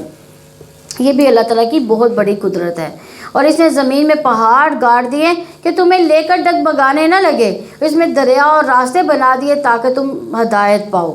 یعنی ورنہ تو ہر وقت ہی زلزلہ آتا رہتا، ہوتا کچھ بھی نہ کر پاتے ہم لوگ، یعنی زمین جو ہے اگر ڈاواں ڈولی رہتی تو۔ اور بہت سی علامتیں ہیں تاروں سے بھی، اور وہ ہدایت پاتے ہیں، تو کیا وہ جو پیدا کرتا ہے اس جیسا ہے جو پیدا نہیں کر سکتا؟ تو کیا تم نصیحت حاصل نہیں کرتے؟ اور اگر تم اللہ تعالیٰ کی نعمتیں شمار کرنا چاہو تو انہیں شمار نہیں کر سکتے۔ یقیناً اللہ تعالیٰ بے حد بخشنے والا، نہایت رحم والا ہے، اور اللہ تعالیٰ جانتا جو کچھ بھی تم چھپاتے ہو، جو بھی تم ظاہر کرتے ہو، اور وہ لوگ جنہیں وہ اللہ تعالیٰ کے سوا پکارتے ہیں وہ کسی چیز کو پیدا نہیں کر سکتے، اور وہ خود پیدا کیے جاتے ہیں۔ وہ مردہ ہے، زندہ نہیں ہے، وہ نہیں جانتے کہ وہ کب اٹھائے جائیں گے۔ تمہارا معبود ایک ہی معبود ہے۔ چنانچہ وہ جو لوگ آخرت پہ ایمان نہیں رکھتے ان کے دل ہی انکار کرنے والے ہیں اور وہ بہت تکبر کرنے والے ہیں۔ کوئی شک نہیں کہ یقیناً اللہ تعالیٰ جانتا ہے جو وہ چھپاتے ہیں اور جو بھی وہ ظاہر کرتے ہیں۔ بلا شبہ وہ تکبر کرنے والے سے محبت نہیں کرتا۔ اور جب ان سے کہا جاتا ہے کہ تمہارے رب نے کیا کچھ نازل کیا تو کہتے ہیں کہ اگلے لوگوں کی بے اصل کہانیاں ہیں، تاکہ وہ قیامت کے دن اپنے بوجھ بھی پورے کے پورے اٹھائیں، ان کے بوجھوں میں سے بھی جنہیں وہ علم کے بغیر ہی گمراہ کرتے ہیں۔ سن لو، بہت ہی برا ہے جو وہ بوجھ اٹھاتے ہیں۔ یقیناً ان لوگوں نے خفیہ تدبیریں کی جو ان سے پہلے تھے، تو اللہ تعالیٰ بنیادوں سے ان کی عمارت کو آیا، پس ان کے اوپر سے چھتیں ان پر گر پڑیں اور ایسے رخ سے ان پر عذاب آیا جہاں سے وہ سوچتے نہیں تھے۔ پھر قیامت کے دن وہ ان کو رسوا کرے گا، کہے گا کہ میرے وہ شریک کہاں ہیں جن کے بارے میں تم جھگڑا کیا کرتے تھے؟ جن لوگوں کو علم دیا گیا تھا وہ کہیں گے یقیناً آج کے دن رسوائی اور برائی کافروں پر ہے۔ جن کو فرشتے اس حال میں وفات دیتے ہیں کہ وہ اپنی جانوں پر ظلم کرنے والے ہوتے ہیں تو وہ فرما برداری پیش کرتے ہیں کہ ہم تو کوئی برا کام نہیں کرتے تھے۔ کیوں نہیں؟ یقیناً اللہ تعالیٰ خوب جاننے والا ہے جو بھی تم عمل کرتے تھے۔ یعنی کافر کی مثال یہاں پہ بیان کی جا رہی ہے کہ جو بھی وہ عمل کرتے ہیں اللہ تعالیٰ ان کو دیکھتا ہے۔ رسول اللہ صلی اللہ علیہ وسلم نے فرمایا اگر گناہ گار آدمی ہو، مرنے والا ہو، تو فرشتے کہتے ہیں اے خبیث روح نکل۔ جو خبیث جسم میں رہی قابل مذمت ہوگی، اس میں سے نکل، ذلیل ہو کر نکل، اور پانی اور کانٹے دار کھانے کی خوشخبری اس کو قبول کرنی پڑتی ہے۔ اس کے علاوہ دیگر انواع اقسام کے علاوہ بھی خوشخبری قبول کر لو۔ اس کے سامنے یہ جملے بار بار دہرائے جاتے ہیں یہاں تک کہ اس کی روح نکل جاتی ہے۔ یعنی موت کے وقت بھی جب جان لی جاتی ہے تو اس کو ڈانٹ پڑ رہی ہوتی ہے، اس کو آئندہ کے لیے بھی بری خبریں سنائی جاتی ہیں، اس پر حسرتوں کا عالم ہوتا ہے۔ پھر تم جہنم کے دروازوں میں داخل ہو جاؤ، اس میں ہمیشہ ہمیشہ رہنے والے ہو، چنانچہ تکبر کرنے والوں کا بہت ہی برا ٹھکانہ ہے۔ اور اللہ تعالیٰ سے ڈر جانے والوں سے کہا گیا کہ تمہارے رب نے کیا نازل کیا؟ وہ کہتے ہیں خیر ہی خیر۔ جن لوگوں نے نیک رویہ رکھا ان کے لیے اس دنیا میں بھی بھلائی ہے اور آخر کا گھر بہترین ہے۔ یقیناً کیا ہی خوبصورت گھر ہے متقیوں کا۔ یعنی انہیں سارے قرآن کے اندر خیر نظر آتی ہے۔ تو دنیا کی بھلائی کیا ہے؟ پاکیزہ زندگی، اور آخرت کی بھلائی کیا ہے؟ نعمتوں بھری جنتیں، ہمیشگی کی جنتیں جن میں وہ داخل ہوں گے، ان کے نیچے نہریں بہہ رہی ہوں گی، ان کے لیے وہ سب کچھ ان میں ہوگا جو وہ چاہیں گے۔ اسی طرح اللہ تعالیٰ متقیوں کو جزا دیتا ہے۔ انسان کو بہت سی خواہشیں تو وہ کہتے ہیں نا کہ ہزاروں خواہشیں ایسی کہ ہر خواہش پہ دم نکلے، بہت نکلے میرے ارماں مگر پھر بھی کم نکلے۔ تو دنیا میں تو انسان کی بے شمار خواہشیں ہیں جو پوری نہیں ہو پاتی۔ آپ جتنا چاہیں، جتنی محنت کر لیں، کوشش کر لیں، طلب کر لیں، لیکن ساری نہیں مل سکتی۔ وہ ساری چیزیں نہیں ملیں گی جو آپ حاصل کرنا چاہتے ہیں، لیکن اللہ تعالیٰ نے ان خواہشات کو پورا ہونے کی ایک جگہ مقرر کر دی۔ وہ کون سی جگہ ہے؟ جنت۔ یعنی دائمی باغات اللہ تعالیٰ ہم سب کو نصیب فرمائے۔ اور یہ کن لوگوں کے لیے؟ جو پرہیزگار ہیں، جن کو فرشتے اس حال میں وفات دیتے ہیں کہ وہ پاک ہوتے ہیں اور وہ کہتے ہیں کہ تم پر سلامتی ہے، ان اعمال کے بدلے میں جنت میں داخل ہو جاؤ جو تم کیا کرتے تھے۔ یعنی جنت کی خوشخبری جو ہے موت کے وقت ہی مل رہے گی۔ اوپر ہم نے کافر کی موت کا ذکر کیا تھا، اب یہ مومن کی موت کا انجام ہے کہ فرشتے پہلے سلام کرتے ہیں۔ فرشتے عذاب کے لیے آئیں یا خوشخبری دینے کے لیے آتے ہیں اور جان نکالنے کے لیے آتے ہیں، پھر بھی سلام کرتے ہیں۔ جنت میں جانے کے لیے بہرحال اعمال چاہیے، اگرچہ وہ کافی باقی نہیں ہوتے انسان کے، لیکن انسان کس کی رحمت سے جنت میں داخل ہو سکتا ہے؟ اللہ تعالیٰ کی رحمت سے ہو سکتا ہے۔ ہمارے اعمال ویسے نہیں ہیں، ہم جتنے بھی اعمال کر لیں گے، لیکن یہ اس چیز کو سوچ کے اعمال کرنے نہیں بند کرنے، اعمال کرتے رہنا ہے۔ لیکن آخر میں جنت کیسے ملے گی؟ اللہ تعالیٰ کی رحمت سے۔ اللہ تعالیٰ ہم سب کو بھی اپنی رحمت سے جنت نصیب فرمائے۔ نہیں وہ انتظار کرے سوائے اس کے کہ ان کے پاس فرشتے آئیں یا تیرے رب کا حکم آ جائے۔ ان سے پہلے لوگوں نے بھی اسی طرح کیا تھا، تو اللہ تعالیٰ نے ان پر ظلم نہیں کیا بلکہ وہ خود ہی اپنے اوپر ظلم کرتے تھے۔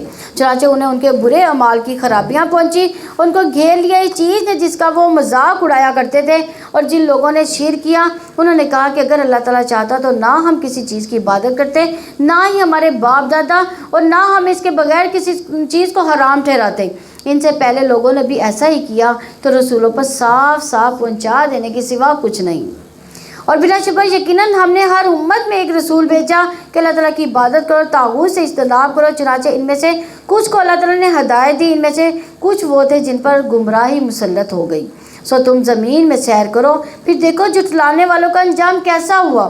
اگر آپ ان کی ہدایت کے خواہش مند ہیں تو یقیناً اللہ تعالیٰ اس کو ہدایت نہیں دیتا جسے وہ گمراہ کر دیتا ہے، اور نہ ہی ان کے لیے کوئی مددگار ہے۔ اور جنہوں نے اللہ تعالیٰ کے نام کی پختہ قسمیں کھائیں کہ وہ مر جائے گا، اللہ تعالیٰ اسے دوبارہ نہیں اٹھائے گا، کیوں نہیں؟ یہ اس کے ذمہ ایک سچا وعدہ ہے، لیکن اکثر لوگ نہیں جانتے۔ یعنی اللہ تعالیٰ نے ہر چیز کا جوڑا جوڑا پیدا کیا، زندگی اور کا جوڑا کیا ہے؟ موت، یعنی زندگی کا بھی جوڑا موت ہے۔ وَكُنْتُمْ أَمْوَاتًا، ہم کیا کریں گے؟ ہم کیا تھے؟ مردہ تھے۔ فَأَحْيَاكُمْ، پھر کیا ہوئے؟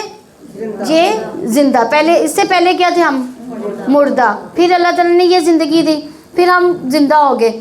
ثُمَّ يُمِيتُكُمْ، پھر ہم کیا کریں گے؟ پھر مر جائیں گے۔ ثُمَّ يُحْيِيكُمْ، پھر اللہ تعالیٰ ہمیں کیا کرے گا؟ زندہ کرے گا، لیکن اس کے بعد کوئی موت نہیں ہوگی۔ قیامت کے دن موت کو ذبح کر دیا جائے گا۔ اہل جہنم اتنا روئیں گے کہ اگر وہ مر سکتے غم سے تو مر جاتے، اور اہل جنت بہت خوش ہوں گے کہ اللہ تعالیٰ ان کی چھوٹی موٹی اطاعت کو قبول اللہ تعالیٰ نے کر لیا۔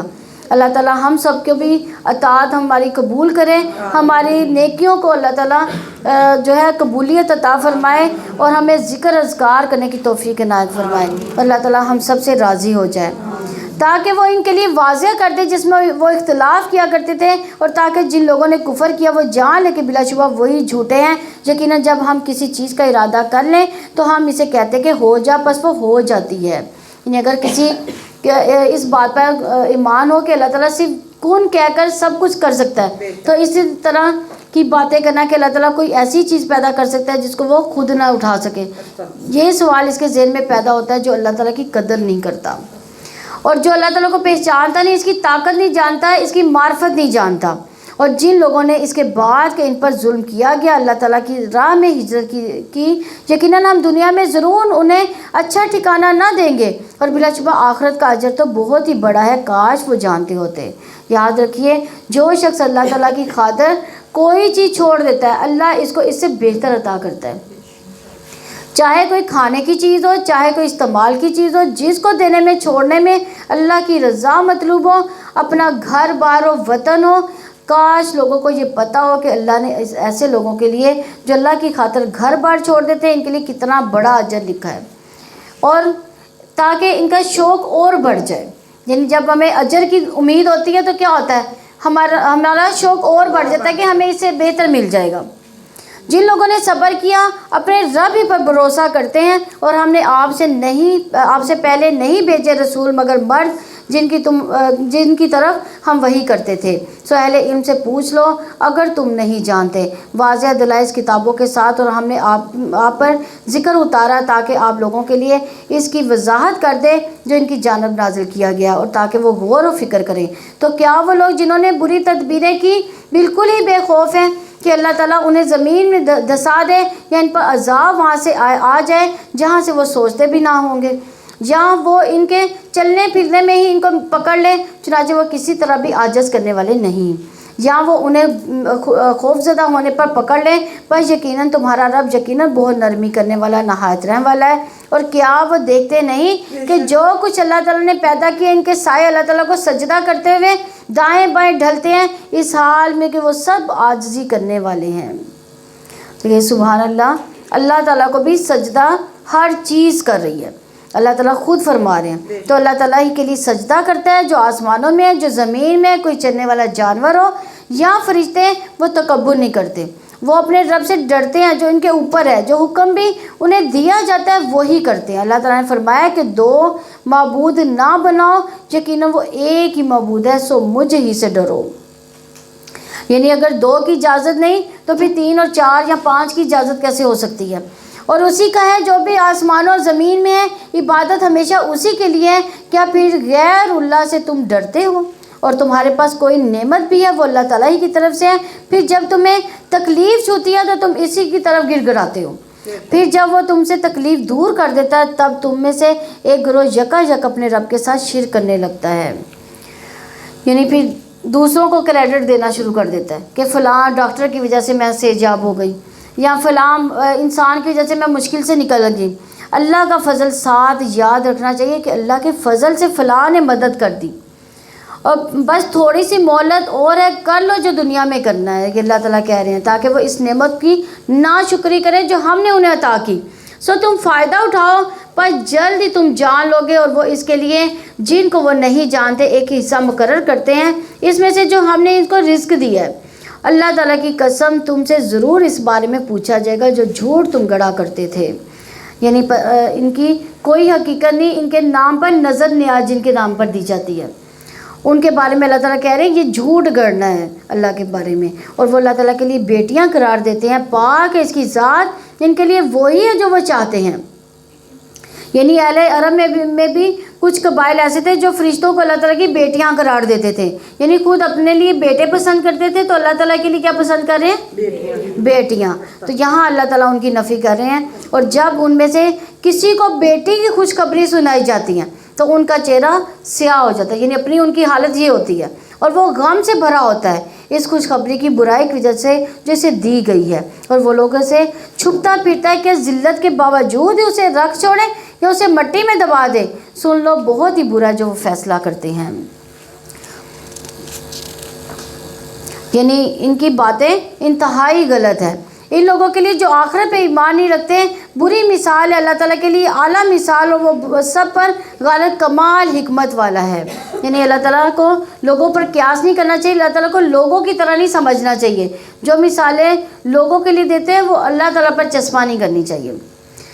اچھا، ایک اور یہاں پہ بات ہے کہ جو بیٹیوں کے پیدا ہونے پر غم زدہ ہو جاتے ہیں، کیا ہمارے حالات ویسے ہی نہیں ہوگے؟ یہ اس وقت کی بات کی جا رہی ہے جو نبی صلی اللہ علیہ وسلم پر وحی نازل ہوتی تھی، تو اس وقت کفار مکہ کی یہ حالت ہوتی تھی، جب بیٹی پیدا ہوتی تھی تو کیا کرتے تھے؟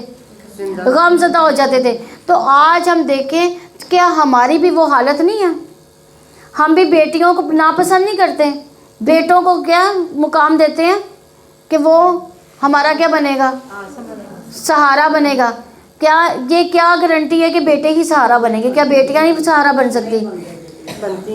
بیٹیاں بھی سہارا بن جاتی ہیں، ایسی کوئی بات نہیں کہ بیٹیاں سہارا نہیں بنتی۔ تو اس لیے یہ امتیاز نہیں ہونا چاہیے، یہ اللہ تعالیٰ کا دیا ہوا پھل ہے، اس کو خوشی سے قبول کرنا چاہیے، اس پر شکر ادا کرنا چاہیے۔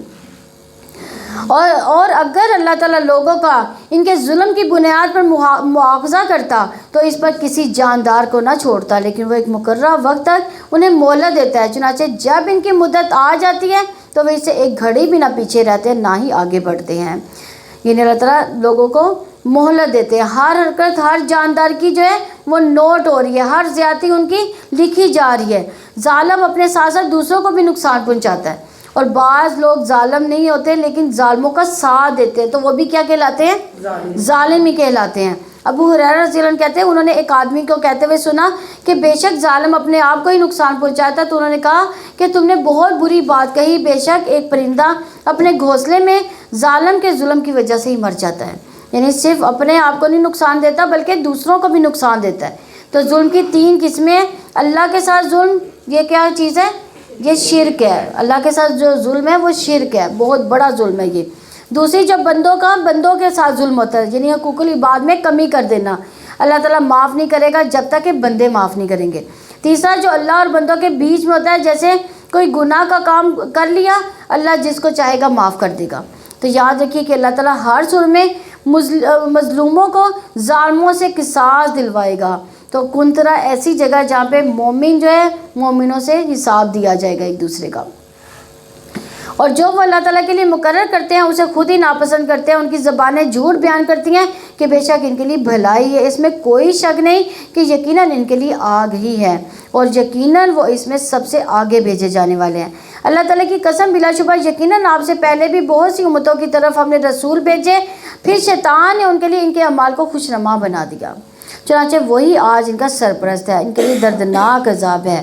انسان جس کی اطاعت کرتا ہے وہ اس کا دوست کہلاتا ہے، ولی کہلاتا ہے۔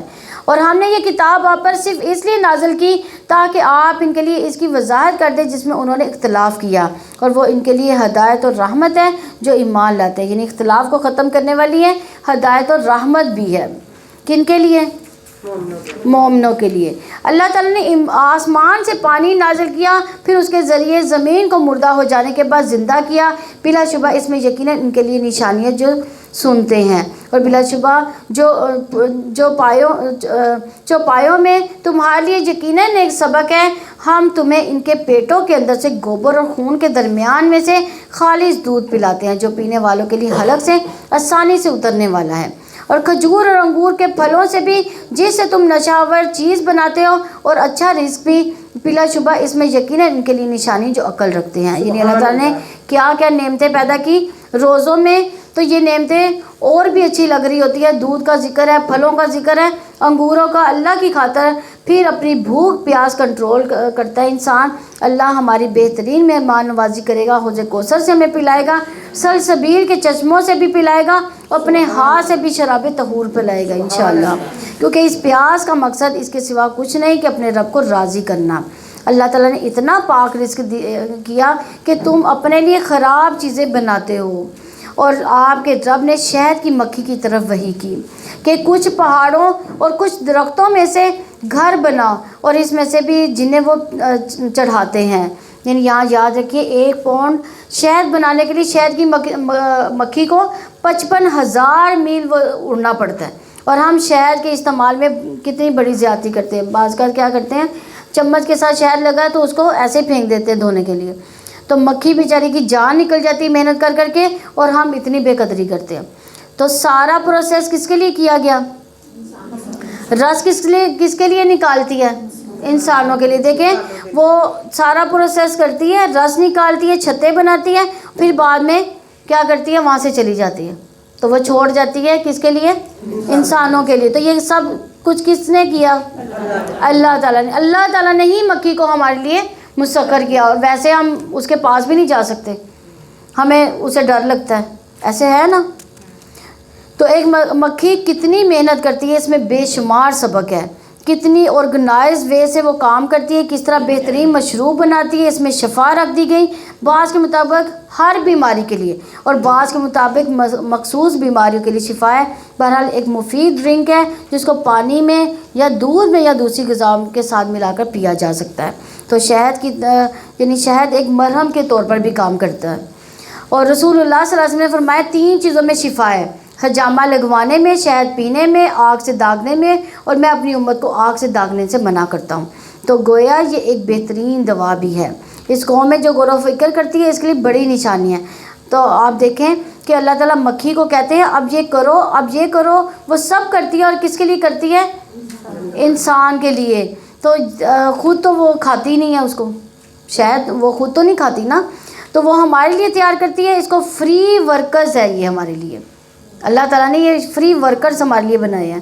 تو مکھی کی مثال طالب علم کی طرح ہے، طالب علم بھی علم کے لیے یہ سفر کرتا ہے، بھاگ دوڑ کرتا ہے، پھرتا ہے، پھر جگہ جگہ علم حاصل کرتا ہے، پھر اس کو آگے پہنچاتا ہے، پھر اسے دینے کے لیے قابل ہو جاتا ہے۔ تو رسول اللہ صلی اللہ علیہ وسلم نے فرمایا بے شک مومن کی مثال شہد کی مکھی کی طرح ہے جو پاکیزہ چیز کھاتی ہے، پاکیزہ رس خارج کرتی ہے، جس پھول پتی پر بیٹھتی ہے نہ وہ ٹوٹتا نہ وہ خراب ہوتا ہے۔ سبحان اللہ، یہ طریقہ سکھا دیا گیا کہ مومن کو دنیا میں مستقل چیزوں کو کس طرح ہینڈل کرنا ہے، کس طرح سے استعمال کرنا ہے۔ پھر ہر قسم کے پھلوں سے کھاؤ، پھر اپنے رب کو مسخر کیے ہوئے راستوں پر چلو۔ ایک شربت اس کے پیٹ سے نکلتا ہے جس کے رنگ مختلف ہوتے ہیں، اس میں لوگوں کے لیے شفا ہے، بلا شبہ اس میں یقیناً ان کے لیے ایک نشانی ہے جو غور و فکر کرتے ہیں۔ اللہ تعالیٰ نے تمہیں پیدا کیا، پھر وہی تمہیں موت دیتا ہے۔ تم میں سے کوئی نکمی عمر کو لوٹا دیا جاتا ہے تاکہ وہ جاننے کے بعد کچھ نہ جانے، لیکن اللہ تعالیٰ سب کچھ جاننے والا، پوری طرح قدرت رکھنے والا ہے۔ جب موت آتی ہے تو کوئی بھی نہیں بچے گا، یعنی کوئی صحت مند ہے یا کوئی بیمار ہے، کوئی بوڑھا ہے، اللہ تعالیٰ یعنی فرشتے کے ذریعے سے اس کی روح نکال لے گا۔ تو بڑھاپے میں اگر اور کوئی تکلیف نہ ہو تو بھولنے کی بیماری تو ضرور ہو جاتی ہے۔ سارا علم جو ہے انسان کا، پوری زندگی کا علم دھرے کا دھرا رہ جاتا ہے۔ تو شاید آپ کی زندگی میں بھی ایسے لوگوں سے تعلق ہوا ہو جو علم رکھتے ہیں لیکن آخری عمر میں کیا ہوتا ہے، بھول جاتے ہیں، ان کے بچے ہی ان کو پڑھانا شروع کر دیتے ہیں۔ تو ہمیں کیا کرنا چاہیے؟ اپنے والدین کے لیے کیا کہنا چاہیے؟ رب ارحمہما کما ربیانی صغیرا، یعنی جب ماں باپ کو ایسی حالت میں دیکھیں تو ان کے لیے دعا کریں، ربی ارحمہما کما ربیانی صغیرا۔ ایسے مریضوں کے لیے بس اللہ تعالیٰ سے رحم مانگنا چاہیے، کیونکہ اکثر لوگ پوچھتے ہیں کہ کیا دعا کریں ان کے لیے، رحمت کی دعا کریں، جو چیز ان کے حق میں بہتر ہے اللہ تعالیٰ وہ کر دے، اور اللہ تعالیٰ ہمیں بھی اس نکمی عمر تک پہنچنے نہ دے۔ اور اللہ تعالیٰ نے تمہیں ایک دوسرے پر رزق میں فضیلت دی، تو جن لوگوں کو فضیلت دی کہ وہ اپنا رزق ان پر لوٹا دینے والے نہیں ہیں، جن کے مالک ان کے دائیں ہاتھ ہے، کہ پھر وہ اس میں برابر ہو جائیں، تو کیا وہ اللہ تعالیٰ کی نعمت کا انکار کرتے ہیں؟ یعنی اللہ تعالیٰ کی تقسیم ہے کہ کوئی ہم سے اوپر ہے کوئی نیچے ہے، اور تو اس پر ناراض نہیں ہونا چاہیے، جلنا کوڑنا نہیں چاہیے کہ اس کو زیادہ اللہ تعالیٰ نے دے دیا مجھے کیوں نہیں دیا۔ ہم لوگ اکثر ایسے ہوتے ہیں، یعنی اگر بہن بھائی ہیں، ایک بھائی جو ہے بہت اونچی اس کے پاس بہت زیادہ مال و دولت ہے، تو جس بھائی کے پاس نہیں ہے وہ جلتا کوڑتا ہے، یہ حسد کی علامت ہے، ایسے نہیں کرنا چاہیے۔ اس کے لیے برکت کی دعا کریں اور اپنے لیے بھی مانگیں۔ اور اللہ تعالیٰ نے تمہارے لیے تمہیں میں سے بیویاں بنائی، تمہارے لیے تمہاری بیویوں سے بیٹے اور پوتے بنائے، اور اس نے تمہیں پاکیزہ چیزوں کا رزق دیا، تو کیا پھر بھی باطل پر وہ ایمان رکھتے ہیں اور اللہ تعالیٰ کی نعمت کا وہ انکار کرتے ہیں؟ یعنی یہاں بیویوں کی قدر بھی بتائے گی کہ ان سے تمہیں یہ نعمتیں ملی۔ بعض کا لوگ کیا کرتے ہیں کہ بیوی کو تو جوتے کی نوک پر رکھتے ہیں، جب چاہا ٹھکرا دیا، تو جب چاہا ذلیل کر دیا، تو ایسے نہیں کرنا چاہیے۔ میاں بیوی کو جو ہے ایک دوسرے کا لباس کہا گیا ہے، تو اس لیے تو لباس کیا ہوتا ہے؟ حفاظت کرتا ہے، تو بیوی کو بھی حفاظت کرنی چاہیے میاں کے احکامات کی، اور میاں کو بھی بیوی کے احکامات کی حفاظت کرنی چاہیے۔ تو اللہ تعالیٰ کے سوا وہ ان کی عبادت کرتے ہیں جو ان کے لیے نہ آسمانوں سے کسی رزق کا اختیار رکھتے ہیں، نہ زمین سے، اور نہ ہی وہ کر ہی سکتے ہیں، بس تم اللہ تعالیٰ کے لیے مثالیں نہ بیان کرو، یقیناً اللہ تعالیٰ جانتا ہے اور تم نہیں جانتے۔ اللہ تعالیٰ ایک غلام کی مثال اللہ تعالیٰ بیان کی ہے، وہ کسی چیز پر اختیار نہیں رکھتا، اور ایک شخص وہ ہے جسے ہم نے اپنی جناب سے اچھا رزق دیا، تو وہ اس میں سے پوشیدہ اور اعلانیہ خرچ کرتا ہے۔ کیا وہ دونوں برابر ہیں؟ سب تعریف اللہ تعالیٰ کے لیے ہے، بلکہ ان میں سے اکثر لوگ نہیں جانتے۔ اور اللہ تعالیٰ نے دو آدمیوں کی مثال بیان کی، ان میں سے ایک گونگا ہے جو کسی چیز پر قدرت نہیں رکھتا، اور وہ اپنے آقا پر بوجھ ہے، وہ جہاں بھی اسے بھیجتا ہے وہ کوئی بھلائی نہیں لاتا، کیا برابر ہے؟ اور وہ جو انصاف کا حکم دیتا ہے وہ سیدھے راستے پر چلتا ہے۔ یعنی تم اللہ کو چھوڑ کر جن کے پاس جاتے ہو ان سے تمہیں کسی خیر کی توقع نہیں، ساری خیر کس کے پاس ہے؟ اللہ کے پاس ہے۔ اور آسمان و زمین کا غیب اللہ تعالیٰ کے لیے ہے، قیامت کا معاملہ پلک جھپکنے جیسا ہے، جہاں وہ اس سے بھی زیادہ قریب ہے۔ یقیناً اللہ تعالیٰ ہر چیز پر پوری قدرت رکھنے والا ہے۔ یعنی اللہ تعالیٰ کی قدرت کا اندازہ آنکھ جھپکنے کے وقت سے بھی لگایا جا سکتا ہے، یعنی ایک آنکھ جو ہے ہم خود سے نہیں جھپک سکتے۔ اور اللہ تعالیٰ نے تمہاری ماؤں کے پیٹوں سے تمہیں نکالا کہ تم کچھ بھی جانتے نہ تھے، اس نے تمہارے لیے کان، آنکھیں اور دل بنائے تاکہ تم شکر ادا کرو۔ پھر ماں کا ذکر یہاں پہ کس طرح ماں بچے کو اپنے پیٹ میں یعنی رکھتی ہے، اور زندگی اور موت کا سوال ہوتا ہے اس کے لیے، اور ماں کو اس قدر تکلیف ہوتی ہے، تو انسان یاد کر لے کہ اس کی کوئی بات بری نہ لگے ماں کی، ورنہ ایسا ہوتا ہے کہ ہم چھوٹی چھوٹی باتوں پر کیا کرتے ہیں؟ ماں باپ کی باتوں کا پر ناراض ہو جاتے ہیں، ایسے کیوں کہہ دیا، یہ نصیحت کیوں کر دی، اس چیز سے کیوں روک دیا۔ نہیں، یہ سب جو ہے ماں باپ کے احسانات کی وجہ سے ہی آپ اتنی پروان چڑھے ہو۔ آج ہم جو دنیا انجوائے کر رہے ہیں وہ کس کی وجہ سے ہے؟ بے شک اللہ تعالیٰ نے ہمیں پیدا کیا، لیکن ذریعہ کون بنے؟ ماں باپ۔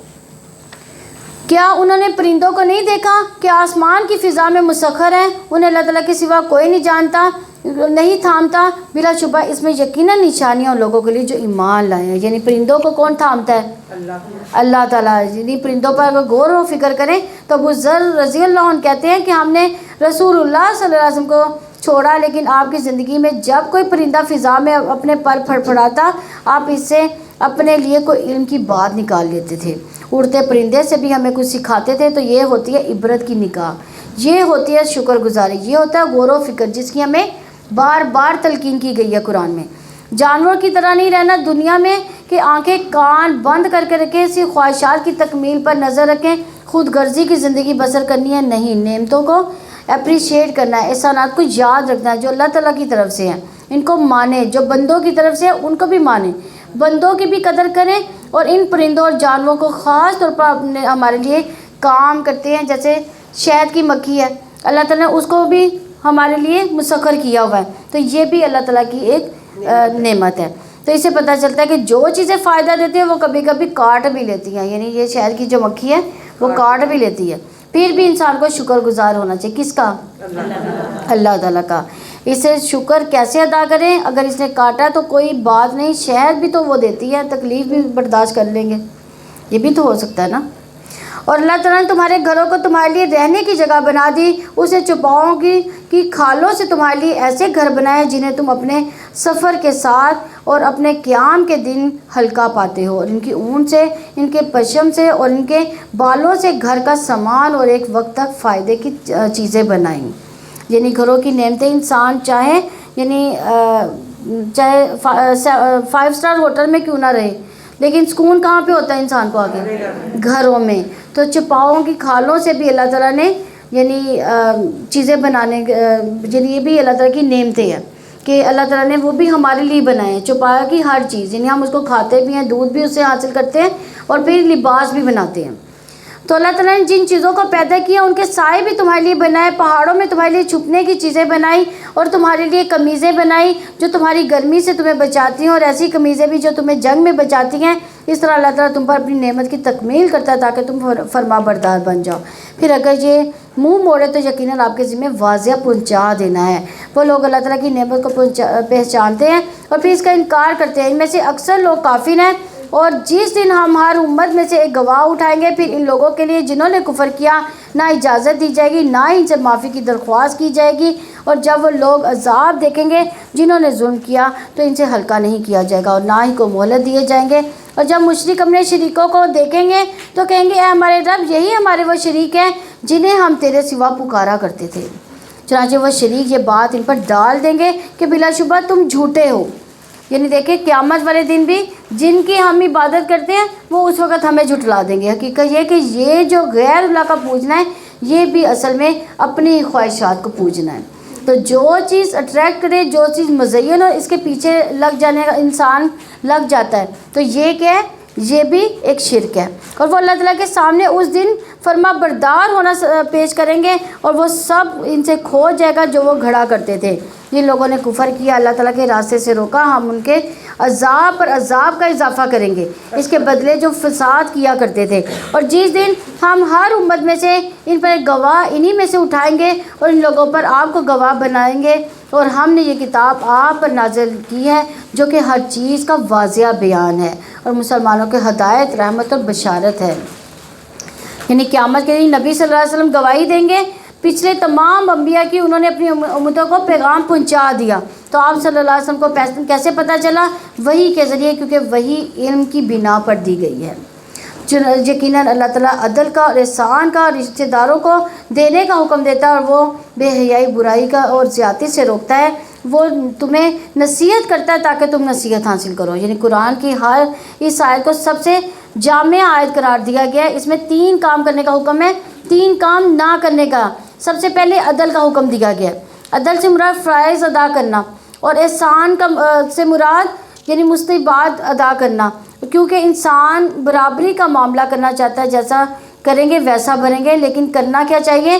وہ نہ کریں جو بھی آپ کریں، وہ کم کریں تو آپ زیادہ کریں، یعنی بھول جائیں تو آپ یاد کر لیں ان کو، وہ میسیج نہ کریں تو آپ کر دیں۔ یعنی فرض کریں بعض رشتہ دار آپ سے ناراض ہیں تو آپ کیا کریں گے؟ اس میں ہم خود پہل کر لیں گے۔ یعنی اگر وہ نہ بھی آپ کو میسیج کریں، آپ سے نہ بھی ملے تو آپ ان کو مل لیں۔ رسول اللہ صلی اللہ علیہ وسلم نے فرمایا، اپنے رشتہ داریوں کو تازہ گیلا رکھو، خواہ اسلام کے ساتھ ہی کیوں نہ ہو۔ تو رشتہ داریوں کو سلام دعا کرتے رہے۔ اصل میں جب پہلے بہت عرصے تک نہیں کرتے تو شرم آتی ہے کہ کہیں یہ نہ کہ تمہیں اب یاد آ گیا۔ ایسے ہوتا ہے نا، جب ہم کافی عرصے تک کسی رشتہ دار کو نہیں ملتے تو ہم یہ سوچتے ہیں کہ آپ جائیں گے تو وہ کہے گا کہ آپ تمہیں یاد آیا ہے، اتنی دیر بعد آئے ہو۔ تو یہ چیز جو ہے نا اپنے دل میں آنے نہیں دینی، تو بلکہ کیا کرنا ہے؟ صرف اللہ کی خاطر جو ہے اس ساری ناراضگی کو نکال چھوڑنا ہے اپنے دل سے۔ تو نبی صلی اللہ علیہ وسلم نے آخری وصیت میں جو کی تھی وہ کیا تھی؟ اپنے بیماری کی آخری ایام میں کیا کہا تھا کہ رحم کے رشتوں کو توڑنے سے بچو۔ بعض کا ہم انتظار کرتے رہتے کہ ان کی طرف سے پہل ہو، ان کی طرف سے پہل نہیں ہونی چاہیے۔ اگر ان کی طرف سے پہل ہوئی تو وہ ثواب لے جائیں گے، اگر آپ کی طرف سے پہل ہوئی تو اس کا مطلب ثواب جو ہے آپ کے کھاتے میں لکھا گیا. اور تم اللہ تعالیٰ کے عہد کو پورا کرو. جب تم آپس میں عہد کرو اپنی قسمیں پختہ کرنے کے بعد توڑ نہ دیا کرو جبکہ اللہ تعالیٰ کو تم اپنے اوپر ضامن بنا چکے. بلا شبہ اللہ تعالیٰ جانتا جو بھی تم کرتے ہو. اور تم اس عورت جیسے نہ ہو جاؤ جس نے مضبوط کرنے کے بعد اپنا سوت توڑ کر ٹکڑے ٹکڑے کر ڈالا. تم اپنی قسموں کو آپس میں فریب کا ذریعہ بناتے ہو تاکہ ایک گروہ دوسرے گروہ سے زیادہ بڑھ جائے. یقیناً اللہ تعالیٰ اس کے ساتھ تمہیں آزماتا. قیامت کے دن وہ تمہارے لیے ضرور بیان کرے گا جس میں تم اختلاف کرتے تھے. یعنی بعض لوگ جو ہے کام کرتے ہیں لیکن غصے میں آتے ہیں وہی اٹھا کر پھینک دیتے ہیں, توڑ دیتے ہیں, جلا دیتے ہیں, پھاڑ دیتے ہیں, پھینک دیتے ہیں. تو بعض لوگوں کا کھانا پسند نہیں آتا تو کیا کرتے ہیں, ڈسٹ بن میں پھینک دیتے ہیں. ہم لوگ ایسے کرتے ہیں نا. یعنی فرض کریں کسی ہمسائے کے گھر سے ہی کھانا آتا ہے تو ہم کیا کرتے ہیں, ہم کہتے ہیں کتنا بد مزہ کھانا, تو ہم ڈسٹ بن میں پھینک دیتے ہیں. تو ایسے نہیں کرنا چاہیے. غصے کی عجیب اظہار ہوتا ہے, سن کر انسان حیران بھی ہو جاتا ہے کہ انسان غصے کی حالت میں بعض کا جانور جیسا بھی سلوک کرنا شروع ہو جاتا ہے. تو غصہ نہیں کرنا چاہیے کسی بھی بات پر. یہ جو ہے یہ شیطان کی طرف سے ہے. اس لیے جب غصہ آئے تو نبی صلی اللہ علیہ وسلم نے کیا فرمایا, اعوذ باللہ من الشیطان الرجیم پڑھیں. یہاں غصہ جو ہے آگ سے ہے تو اس کو پانی ہی ٹھنڈا کر سکتا ہے. یا تو پانی پی لیں یا وضو کر لیں. وضو بھی جو ہے بہترین طریقہ ہے غصہ دور کرنے کا.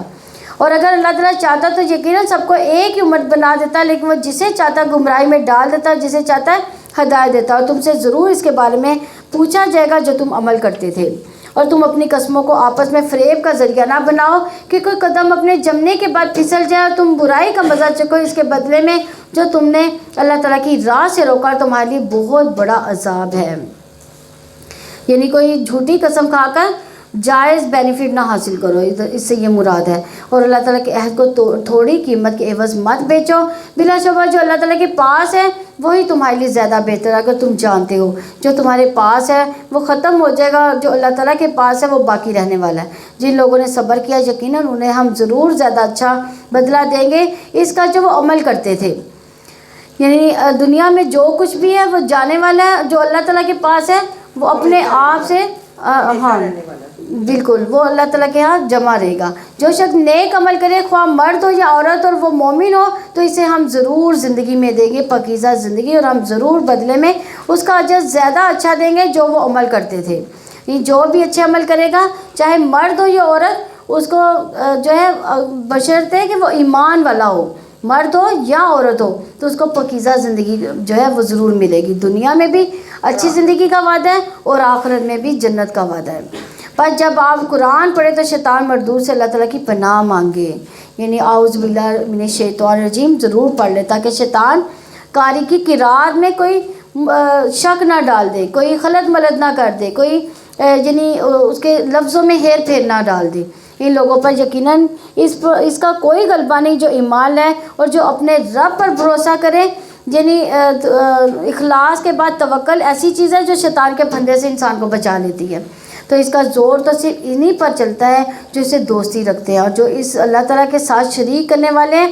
اور جب ہم ایک آیت کی جگہ دوسری آیت تبدیل کرتے ہیں تو اللہ تعالیٰ ہی بہتر جانتا ہے جو بھی وہ نازل کرتا ہے. تو وہ کہتے ہیں تو خود ہی گھڑنے والا ہے, بلکہ ان میں سے اکثر لوگ علم نہیں رکھتے. یعنی یہ کون لوگ کہتے تھے؟ کفار مکہ کہتے تھے. نبی صلی اللہ علیہ وسلم جب ایک آیت اللہ تعالیٰ منسوخ کرتے تھے اس کی جگہ دوسری آیت لاتے تھے تو وہ کہتے تھے کہ تم خود ہی گھڑ لاتے ہو.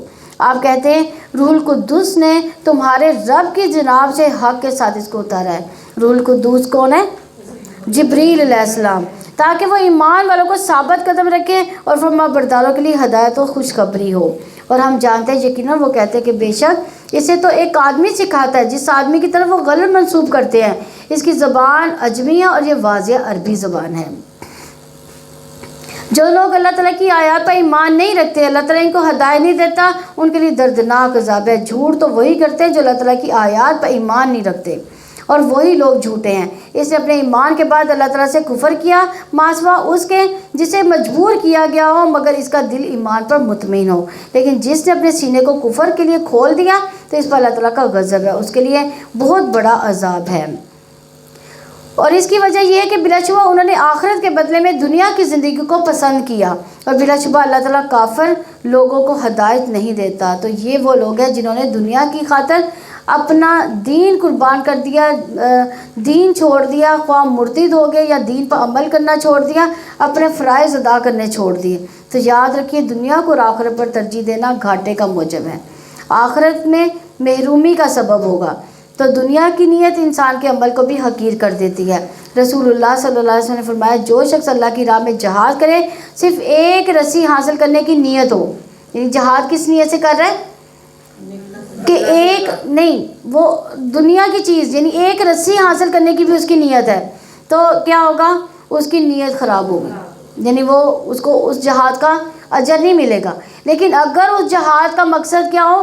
اللہ کی رضا، اللہ کا کلمہ بلند کرنے کی اس کی نیت ہو، تو اس کو جو بدلہ ہے وہ اللہ تعالیٰ بہت اچھے طریقے سے دے گا، یعنی اس کے لیے جنتیں ہوں گی۔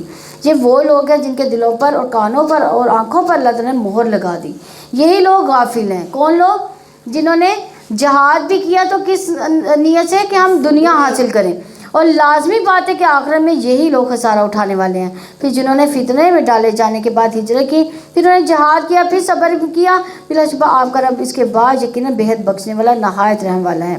جس دن ہر نفس اپنے بارے میں جھگڑا کرتا ہے وہ آئے گا، اور ہر نفس کو جو اس نے کیا پورا بدلہ دیا جائے گا، اور ان پر کچھ بھی ظلم نہیں کیا جائے گا۔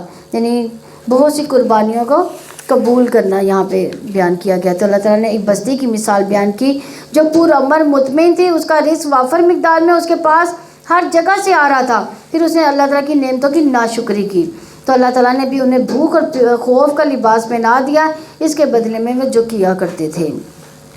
یعنی یہ بستی کون سی بستی ہے؟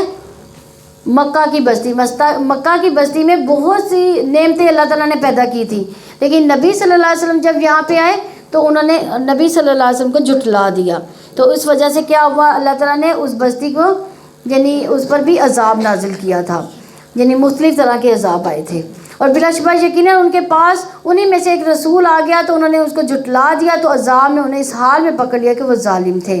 سو کھاؤ اس میں سے جو اللہ تعالیٰ نے تمہیں حلال اور پاک رزق دیا، اور تم اللہ تعالیٰ کی نعمت کا شکر ادا کرو اگر تم صرف اسی کی عبادت کرتے ہو۔ یعنی حلال کھانا بھی عبادت ہے، کھاؤ لیکن ساتھ میں کیا کرو؟ شکر بھی کرو، یعنی حلال کھاؤ اور ساتھ میں شکر بھی کرو۔ اس نے تم پر حرام کے مردار اور خون اور سور کا گوشت اور وہ جس پر تم غیر اللہ کا نام پکارا جائے، پس جو شخص مجبور کر دیا جائے بشرطے نہ کہ وہ سرکشی کرنے والا نہ ہی ہاتھ سے بڑھنے والا، تو یقیناً اللہ تعالیٰ بہت بخشنے والا، نہایت رحم والا ہے۔ اور جن کے متعلق تمہاری زبانیں جھوٹ گھڑتی ہیں اس کے بارے میں مت کہا کرو کہ یہ حلال ہے اور یہ حرام ہے کہ تم اللہ تعالیٰ پر جھوٹ باندھو، یقیناً جو لوگ اللہ تعالیٰ پر جھوٹ باندھتے ہیں وہ کامیاب نہیں ہوں گے۔ یعنی حلال و حرام کہنے کا اختیار آپ کو نہیں دیا گیا، یہ اتھارٹی کس کے پاس ہے؟ اللہ تعالیٰ کے پاس۔ تھوڑا سا فائدہ ہے، اس کے لیے بڑا دردناک عذاب ہے۔ اور جو لوگ یہودی بن گئے ان پر ہم نے وہ تمام چیزیں حرام کر دی تھی جو ہم اس سے پہلے آپ کو بتا چکے۔ ہم نے ان پر ظلم نہیں کیا تھا لیکن وہ خود ہی اپنے اوپر ظلم کرتے تھے۔ پھر یقیناً آپ کا رب ان کے لیے جنہوں نے جہالت کی وجہ سے برائی کا ارتکاب کیا پھر اس کے بعد انہوں نے توبہ کی اور اپنی اصلاح کی، تو یقیناً آپ کا رب اس کے بعد بہت بخشنے والا، نہایت رحم والا ہے۔ یقیناً ابراہیم ایک امت ہے، اللہ تعالیٰ کا فرما بردار، ایک اللہ کی طرف ہو جانے والا، وہ مشرکوں میں سے نہ تھا۔ یعنی ابراہیم علیہ السلام کی تعریف کی جا رہی ہے کہ وہ ہمارے لیے اسوہ حسنہ بھی ہیں۔ وہ اپنی ذات میں ایک امت تھی، یعنی پوری امت جتنا کام کر دیا انہوں نے، خواہ اس کے ماننے والے بہت زیادہ نہیں تھے، لیکن اس وقت کیا ہے وہ ہمیشگی کی زندگی اختیار کرتے رہے، اللہ تعالیٰ کی اطاعت کی زندگی اختیار کرتے رہے، اللہ تعالیٰ کے انعامات کا شکر ادا کرنے والے تھے۔ اللہ تعالیٰ نے اسے انتخاب کیا، سیدھے راستے کی طرف اسے ہدایت دی، اور ہم نے اسے دنیا میں بھلائی دی، اور بلا شبہ آخرت میں وہ یقیناً نیک لوگوں میں سے ہوگا۔ پھر ہم نے آپ کی طرف وحی کی، آپ ابراہیم کی ملت کی پیروی کریں جو ایک اللہ کی طرف ہو جانے والے تھے اور وہ مشرکوں میں سے نہ تھے۔ لیکن ہفتے کا دن مقرر کیا گیا ان لوگوں پر جنہوں نے اس میں اختلاف کیا، یقیناً آپ کا رب قیامت کے دن ان سب باتوں میں ان کے درمیان فیصلے فرمائے گا جن میں وہ اختلاف کیا کرتے تھے۔ اپنے رب کے راستے کی طرف حکمت اور عمدہ نصیحت کے ساتھ دعوت دیں اور ان سے اس طریقے سے بحث کریں جو زیادہ اچھا ہو. یقیناً آپ کا رب ان کو زیادہ جانتا ہے جو اس کے راستے سے بھٹک گئے ہیں. وہ ہدایت یافتہ لوگوں کو بھی جانتا ہے. یعنی یہ دعوے کا طریقہ کار بتایا گیا ہے کہ ہر وقت دعویٰ نہیں ہوتا. حکمت ہوتی ہے موقع کی مناسبت سے بات کرنی چاہیے. عمدہ نصیحت جو دوسرے کے دل میں اترنے والی ہو. کبھی دلیل دینے کی بھی ضرورت پیش آئے تو بھی خوبصورت دلیل ہونی چاہیے. اور اگر تم بدلہ لو تو جتنی تمہارے ساتھ زیادتی کی گئی ہے اسی قدر بدلہ لو. اگر آپ صبر کریں تو یقیناً وہ صبر کرنے والوں کے لیے بہتر ہے. تو یہ برائی کے بدلے پر کیا کرنا چاہیے؟ صبر کرنا مسنون فعل ہے. نبی صلی اللہ علیہ وسلم نے فرمایا ہم صبر کریں گے اور بدلہ نہیں لیں گے. صبر اللہ تعالیٰ سے مانگنا چاہیے کیونکہ اللہ ہی صبر دیتا ہے. اور آپ صبر کریں اور آپ کا صبر نہیں ہے مگر اللہ تعالیٰ کی توفیق سے, اور آپ اس پر غم نہ کریں اور نہ آپ تنگی میں ہو اس سے جو خفیہ تدبیریں کرتے ہیں. یقیناً اللہ تعالیٰ ان کے ساتھ ہے جو اسے ڈر گئے اور ان لوگوں کے لیے جو نیکی کرنے والے ہیں. یعنی اللہ کا ساتھ پانے کے لیے تقویٰ اور احسان کی روش اختیار کرنی چاہیے. جیسا کہ آج قرآن میں ذکر ہوا کہ اس کا شکر ادا کرنے کے لیے ضروری ہے کہ اس کو صحیح طریقے سے پڑھا جائے. تو اللہ تعالیٰ ہم سب کو توفیق عطا فرمائے کہ ہم قرآن کو اچھے انداز سے پڑھ سکیں. اللہ تعالیٰ ہماری نمازیں ہمارے روزے قبول فرمائے. اس رمضان میں اللہ تعالیٰ ہمیں لیلۃ القدر کی رات نصیب فرمائے. ہمارے لیے ذکر اذکار کرنا آسان فرمائے. قرآن پڑھنا پڑھانا آسان فرمائے. نمازیں پڑھنی آسان فرمائے. نوافل پڑھنا آسان فرمائے. اور اللہ تعالیٰ ہمیں اس رمضان کی برکتوں سے مستفید ہونا جو ہے وہ فرمائے. اور اللہ تعالیٰ ہمیں قبر کے عذاب سے محفوظ فرمائے. آخرت میں بلائیاں عطا فرمائے. دنیا کی بھی بلائیاں عطا فرمائے. اللہ تعالیٰ پل صراط سے ہمیں اس پر چلنا آسان فرما دے. اور اللہ تعالیٰ ہم سب کو جنت الفردوس عطا فرمائے. اور اللہ تعالیٰ سے دعا ہے کہ ہمیں جو بیمار ہے اللہ تعالیٰ ان کو صحتوں میں بدل دے. جو تکلیف میں مبتلا ان کی تکلیفوں میں ان کو راحت نصیب فرمائے. اور جو بھی ہمارے دلوں میں کوئی جو بھی دعائیں ہیں جو ہم مانگنا چاہتے ہیں اللہ تعالیٰ سے, اللہ تعالیٰ ہم سب کو وہ نصیب فرمائے. اور جن کی اولاد ہے اللہ تعالیٰ ان کی آنکھوں کی ٹھنڈک بنائے. جن کو اللہ تعالیٰ نے اولاد نہیں دی اللہ تعالیٰ ان کو نیک صالح اولاد عطا فرمائے. اور جن بیٹیوں کی شادیاں کے لیے والدین پریشان ہیں اللہ تعالیٰ ان کے لیے اچھے بر نصیب فرمائے. سبحانک اللہم و بحمدک نشہد ان لا الہ الا انت نستغفرک و نتوب الیک. السلام علیکم ورحمۃ اللہ وبرکاتہ.